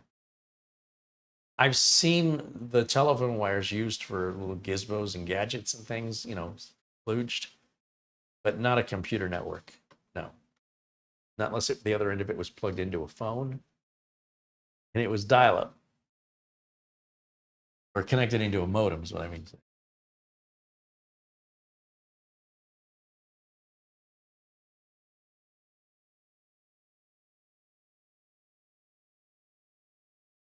Mark Leibowitz says, here's a quote from a colleague back in 1996. Everex and ArcNet. Was your network administrator having a bad day? I have no experience with either of those, but it appears that it's implied that they were quite complex.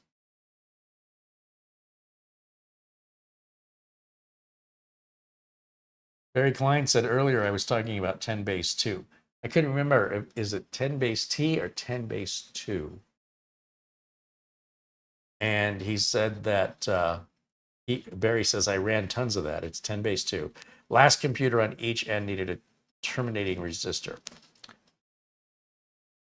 If you terminate a coaxial cable with different resistances on the end of it, you will get super hot. I remember now that you've said it. So on the first computer, you don't put the T connector on. You just go out of the first computer, and then you add a T connector to the second computer, and go out of the second computer to the third computer, because in my case, I was hooking up 3 computers in different rooms, and then you terminate. You couldn't just run it into the network card. You had to put a terminator on. So on each end, where it started, you did not need the terminator, but where it ended, you did have to have the T connector and terminate the end. I think I remembering that right. I'm not positive. I only wired it up for my own personal use. And of course, once I wired it up, once I was done using it, I simply unplugged the cables and threw them in a box. The next time my friends came over, I strung the cables across the floor again and plugged them in, and everything was already good to go. So I don't remember. It was never anything I did for a living. So I appreciate the filling in the gaps that are missing in my memory. One of the ways you get really good at something is you just have to keep repeating it over and over and over again. You're not likely going to crank out a banger at a piano that you don't know how to play piano. And the more you spend time playing piano, in theory, the better your piano playing will get. And it will become easier for you. Where initially you may have to concentrate and focus all your thoughts and efforts on which keys you're pressing and what rhythm you're putting them in. Eventually, you'll get so familiar with it, you'll be able to sit down and play it without even looking at the keys. When you look at somebody like any band that's at a concert, any band that you like, any song that you like, how many times do you think that band played that song, rehearsed it and practiced it before they went into the studio and recorded it? Then it becomes a hit, so everybody wants to hear them play it. And then they go on tour and they have to play that song over and over and over. Hey, welcome to the so-and-so city. And they get on the bus or whatever, and they get to the next location, and then it's the same thing. And they might go, heck, Willie Nelson, I think, is on his bus 11 months out of the year, or even maybe full time. He's just always on the road. And that means that man must really love playing his guitar in the same way over and over and over. He's not making songs up on stage. He is playing what he has played ultimately I would say thousands of times before. When you get to that level of repetition, everything involved in playing guitar, it requires almost no thought. It's almost automatic pilot. You can pretty much have a conversation with somebody while still keeping time and rhythm and hitting all the right notes. But when you're first learning, it's overwhelming. So for me, setting up the network was a one-time experience. And I don't remember it well because I only did it that one time. But when we talk about building computers and you see how many I've built on camera, we're not even counting all the ones I did all the years before I started showing it on camera. I'm trying to be very conscientious not to make it look too easy. The only reason it looks easy, if it looks easy, is because I've done it so many times. You know, Mitch to this day is still very nervous about putting a CPU in a socket. I'll take care of it. I don't even think about it. Done it lots and lots of times. If you want to get really good at something, you have to keep practicing. Somebody is going up to play baseball. They've got to keep practicing, and they should get better at hitting the ball more often, identifying curveballs or things outside of the strike zone, and being able to hit the ball further and more precisely where they want it to go. So all of that comes with practice. You rehearse it, you do it again, you do it again, you do it again. Same with dance choreography. When you watch people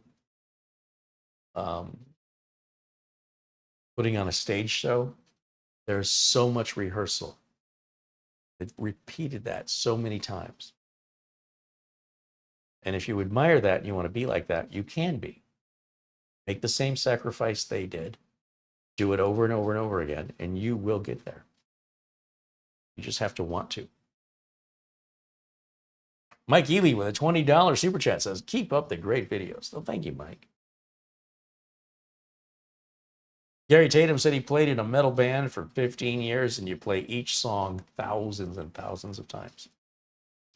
What happens is these days people jump on YouTube to find a solution, and they apply it, and they have no idea what they're doing. They have no idea why this thing they're doing is going to fix the problem.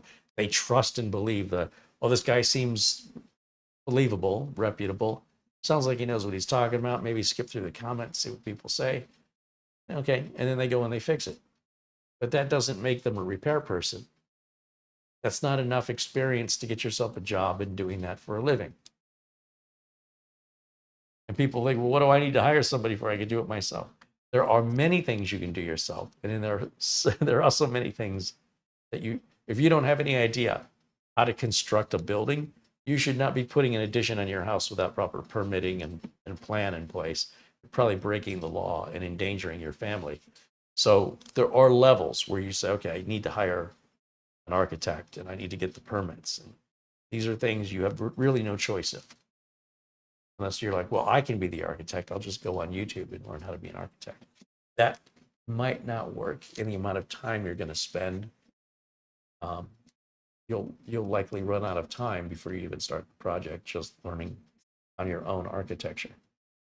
Maybe. Or you could get it done sometime this century and just hire somebody. You got to know the difference, is all I'm saying. All right. Washing guy, Kelly Stewart. Oh, he says he was thinking the same thing when Carey was explaining the procedure. What did I miss? Needing termination. Sounds like the old SCSI. Well, the difference was SCSI had to be in a certain order. The first connector on the SCSI cable had to be in drive 1. The second connector on the SCSI cable had to be in drive 2, et cetera, et cetera. So it's daisy chained, but the order is important. When we're daisy chaining 10 base 2, 10 base T, it doesn't matter. It doesn't matter if the computer in the middle is the computer on the end or the computer on the end is the computer on the other end.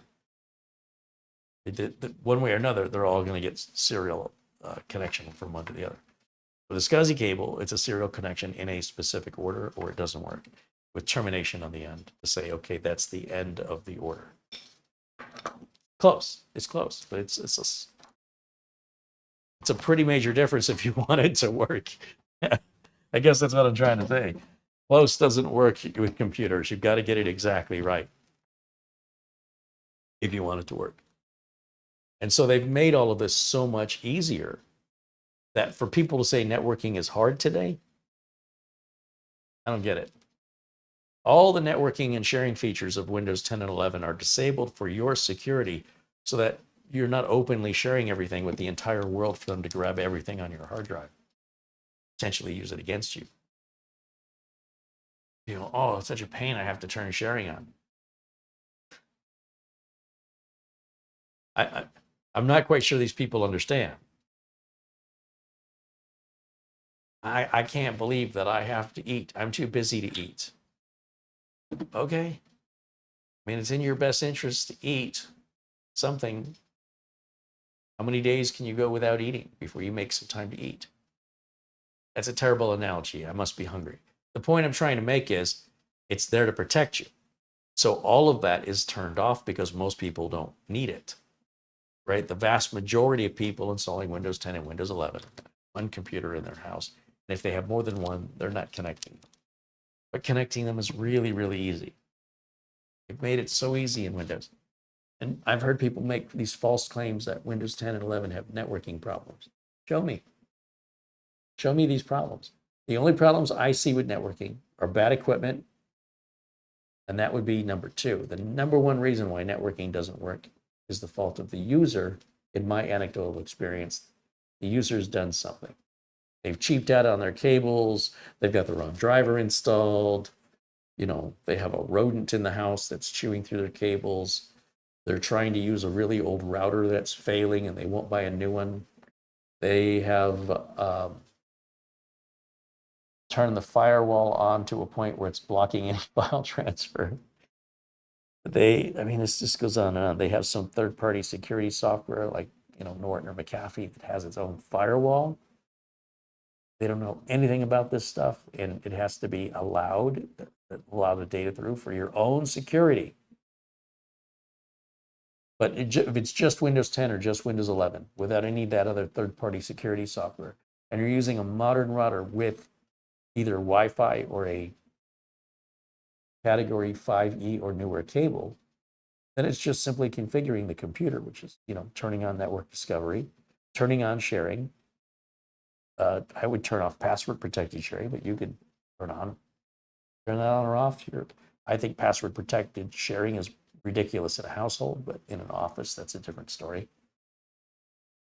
And then you look at whatever folders or files you want to share, and you right click on them and you go to their properties and you go to the sharing tab and you say, I want to share this. And it says, do you want to share this with certain people or do you want to share it with everybody? Share it with everyone. Click OK.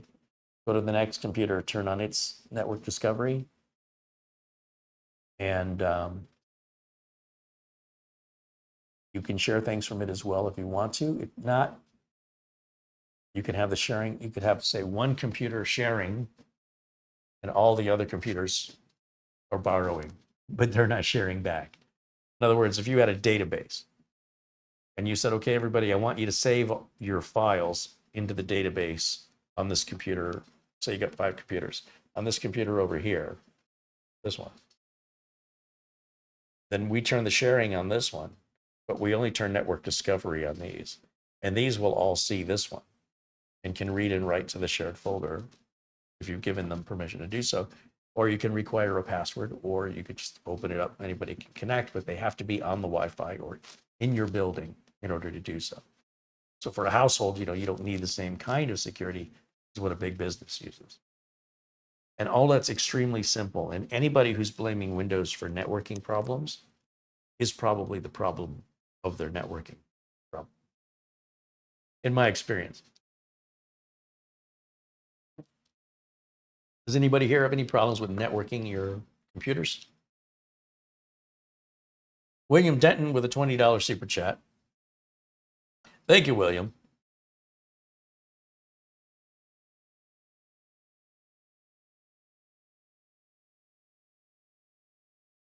Kelly Stewart's joining us. He says, When the box of SCSI drives is full of drives, then you need a terminator. That tells your system there is not another SCSI system attached.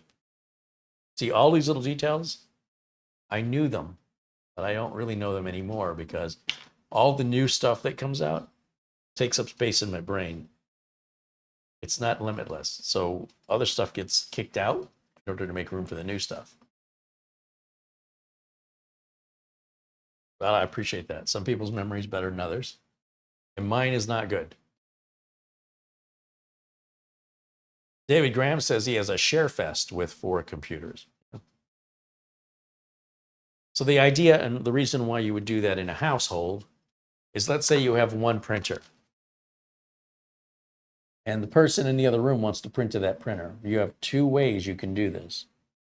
One is you install the printer to the other computer. You turn on your network sharing to the printer only.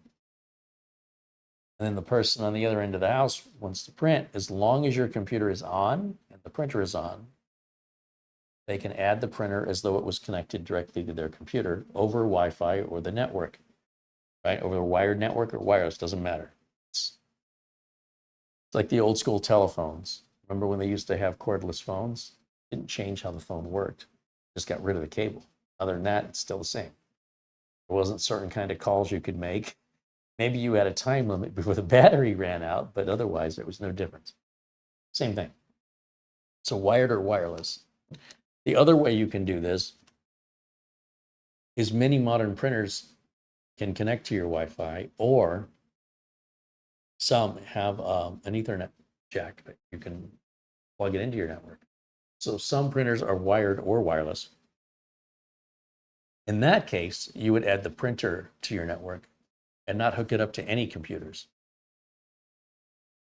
Some of them you need to hook up to a computer temporarily to configure it for the network. Then you can unplug it from the computer and go set it somewhere within range of your Wi-Fi. It doesn't have to be anywhere near any of the computers. Or you could sit it right next to the computer and just not run any cables to it. And as long as the printer is turned on, even if it's asleep, but as long as it's turned on, then either person in the house can print to it at any time, regardless if the other computer's on or off. And once you configure it, it stays that way indefinitely. So it's not like you got to do this every time you want to print. You'll do it once, and unless you're changing something, maybe you buy a new printer, you'll do it again. But you do that once, and it's good for a long, long time.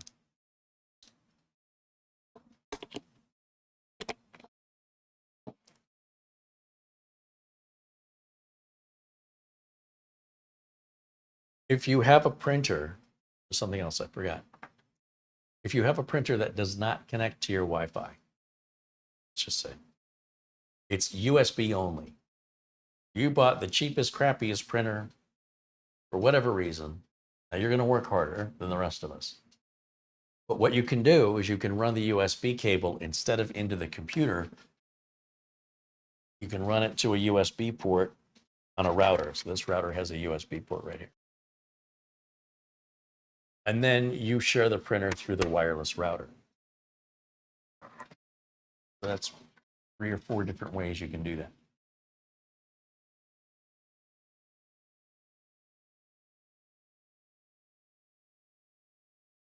Now, back in the day, we used to use something called print servers because routers didn't have these USB ports.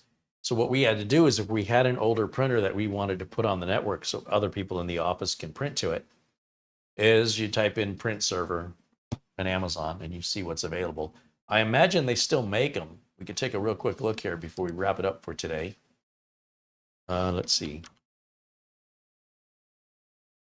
Print server.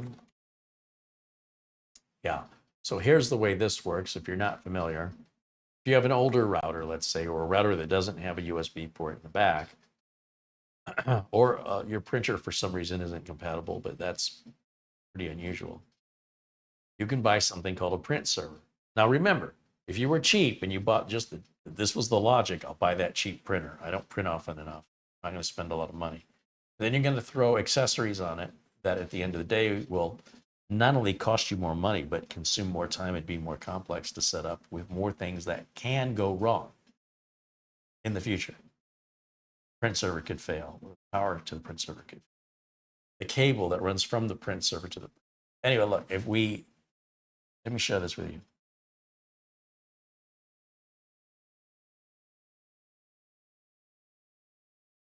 Okay. So just doing search results here in Amazon, you can see they have these little boxes and they're Wi-Fi. Whether they have an antenna or not, they are Wi-Fi. They're wireless print servers. I take it back. These are wired print servers. This StarTech is a wired print server, meaning that you would plug your printer into one end and run a cable from here into your network switch or the back of your router. I can't believe Ogear still makes these. I think I used one just like that back in,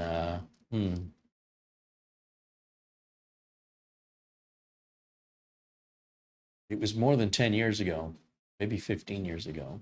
We don't use these anymore. These are all pulled out now. But anyway, look, they even have, if you have an old parallel port, check this out. You've got one of those dot matrix printers from the 90s. You can buy this and then plug that into your network switch or router so that you can print to it from any computer in the building. That's insane. That is absolutely crazy. Let me use this 30-year-old technology with my brand new Galaxy Book 4 laptop. Let me combine my $3,000 laptop with my 25-cent printer. That's crazy. I had no idea that existed, and I have no idea. If anybody buys that to use it, I'm going to smack you. What are you doing? All right, that was unexpected. Bottom line is, when it comes to networking, whether you want to go wired, wireless, or wireless mesh, and in the reasons why you're doing that for file sharing or printer sharing within the building, all of the stuff is very easy. So we will talk a bit more and demonstrate more with some, we'll see if we can get some modern router. Like this is an older version of this ASUS router that I used to use at Studio A. And there's nothing wrong with it. This router has 8 gigabit ports in the back, which is why I liked it. Most routers only have 4. And if you're getting a mesh router, you'd be lucky to get 2 because it's intended to be wireless, right? That's the focus. Everything's wireless. But ASUS makes this same exact router. It looks identical, but it's going to be Wi-Fi 7. It's the 8 gigabit ports are going to be 2.5 gig. Half of them, I mean, 4 of them are 2.5 gig ports. But from the outside, if I can get one and hold these side by side and ask you which one's which, it's basically the same housing. It's the internals that have changed. So you probably only way you could tell is the labeling in the back, or maybe the layout of the ports is a little different. So we'll see if we can get our hands on one and we can compare them. We can also do a video if you're interested in just setting up a basic file share between, I could take 2 mini PCs, put them on a switch all by themselves off the network and configure them to see each other. Or for one to see the other one, but not the other way around. All of that's super, super easy. So you let me know if you have any interest in that. Nobody's got any network issues?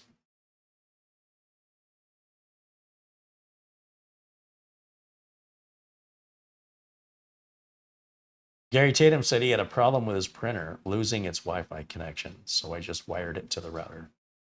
So usually that involves interference with something. So maybe the neighbors are running a microwave or a blender. I would have changed the channel on the router. I would have logged in, and maybe he did this, but wherever if the printer is connected to the 2.4 gigahertz channel, you basically have 3 channels, 1 and 11, which are at each end of the channel options, and then 1 in the middle, so 5 or 6. And I would change the channel, save the settings, see if that fixes it. If not, change it again. If not, change it one more time. If the problem's still happening, then I'd be curious, what's the signal strength to that printer under optimal circumstances when it's working? Is the router too far away? Are you just right on the edge? Could you move the printer a little closer to the router? Can you move the router a little closer to the printer? Or maybe, depending on the age of the router, get something more modern that's a bit more powerful. Or you can do what you do and just wire it and be done with it. There's a few options you can use for this. Obviously, wiring it's going to be the least complex and least expensive. A lot of people just simply can't do it, right? If most people, right, if the printer's in another room, they don't know how to wire it. They don't even know that's an option, other than running the cable across the floor, down the hallway, whatever. They're not going to do that in their house for every single time they want to print and then unplug the cable and put it away because it's unsightly. But I would have worked on that Wi-Fi problem, me personally. That when I see stuff like that, I won't stop till I figure it out. I won't give up and throw a cable on it, not usually. But there you go. There you go. Different approaches for how to solve whatever it is your goal, whatever your goal is, turning into Yoda. Whatever your goal is, you can achieve it with regards to networking. And there's multiple ways to approach it. Chris Garrett said, this Epson printer I purchased, I love it. I've had very little issue. It came disconnected a time or two. That can happen. He mentions dot matrix printers are still used. It's not whether or not it's dot matrix with the tearing paper. It's the fact that it's a parallel port. Chris Garrett mentions you can share a printer on your computer, making the computer the print server. Yeah.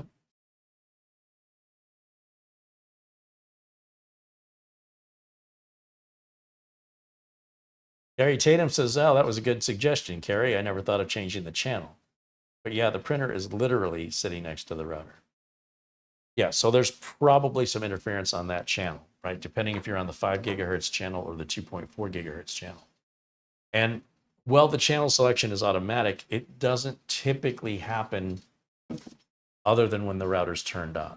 It's my understanding that when the router is choosing the best broadcast channel, it only does that when it's turned on. So if you turned it on 12 months ago and the interference has changed, or when you did that, your neighbors weren't running their router or running something that potentially interferes on that frequency.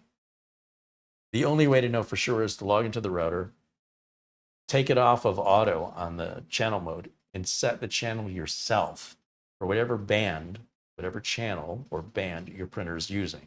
So if it's 2.4, you've got both ends of the channel selection, lowest number to highest number, then you've got the middle number. All the numbers in between are so close to each other, don't even bother with them. Channel 1 and channel 2 and channel 3 are so close together, just a negligible difference. As 3, 4, and 5 are very close together. So skip all those. Just go to 1, 5 or 6, and 11. I think it's 11. Assuming you're on the 2.4. If you're on the 5, you can choose any of those frequencies. They're much better separated. And then all of your connected devices will adjust. You don't have to change anything on the devices, just on the router. That might just solve it for you. But I understand, here's the other thing. If this is your printer and this is your router, why would you put it on Wi-Fi? You just run a cable. Way easier, way more reliable, not prone to interference. But I was picturing your printer being in another room, and I thought, maybe he ran a cable down a wall and did all that. But yeah, if the printer, and I've seen customers do this. I've gone to customers where they say, sometimes the printer works and sometimes it doesn't.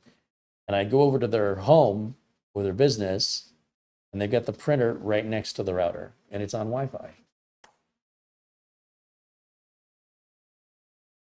Oh, you need Ethernet cable. It's got to run that far. You need Wi-Fi to go a foot, 2 feet. I understand why you did it though, right? You're fixing an issue, but I would have never set it up that way to begin with. I never would have had that problem. I would have immediately wired it. If the router's right there,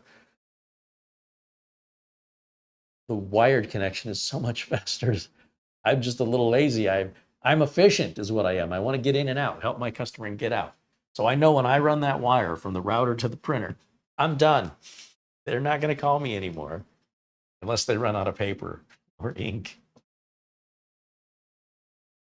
So that's my approach.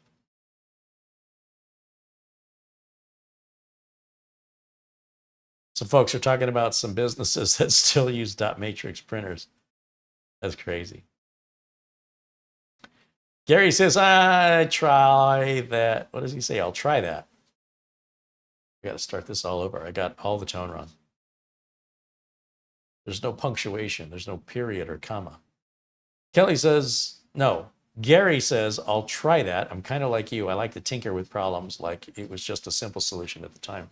Just plug in a cable, which is what I would have done to begin with. But okay, we're done with that. But I appreciate sharing your story. Yeah, Kelly Stewart mentions another company using dot matrix, and Chris Garrett mentions dot matrix.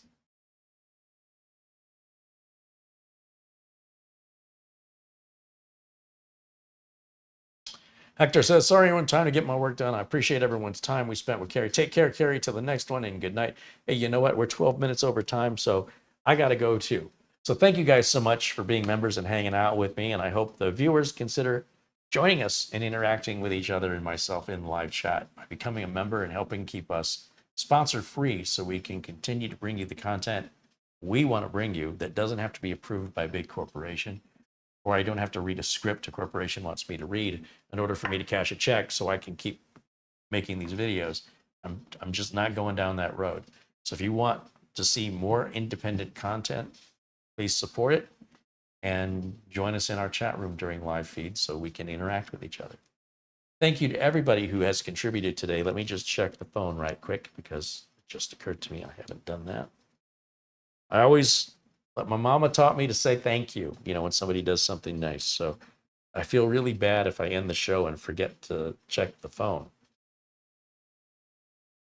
Charles Purdy with a $5 PayPal says, just to say thanks for all the nonstop content over the last 10 days or more. It's been very informative.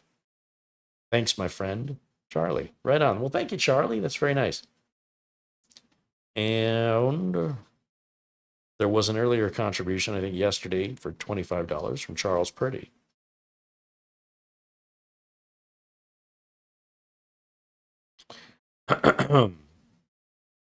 All of the super chats and membership renewals and new members, you guys rock. Thank you so, so much.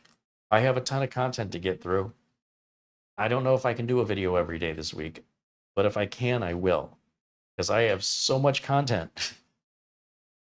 And I'm also still renovating Studio C, and I'm still servicing my customers and their problems. And the end of August, hopefully I can be a little more relaxed, but I feel like the walls are closing in like in Star Wars. I better get ready to get all this stuff done before the walls just stop. Anyway, that's what it feels like. But no, I really enjoy making the videos, and I really love having you here, that we have this amazing community that just wouldn't be as amazing without you. And I can't thank you enough for that. I'll see you all again very, very soon. And until next time, bye for now.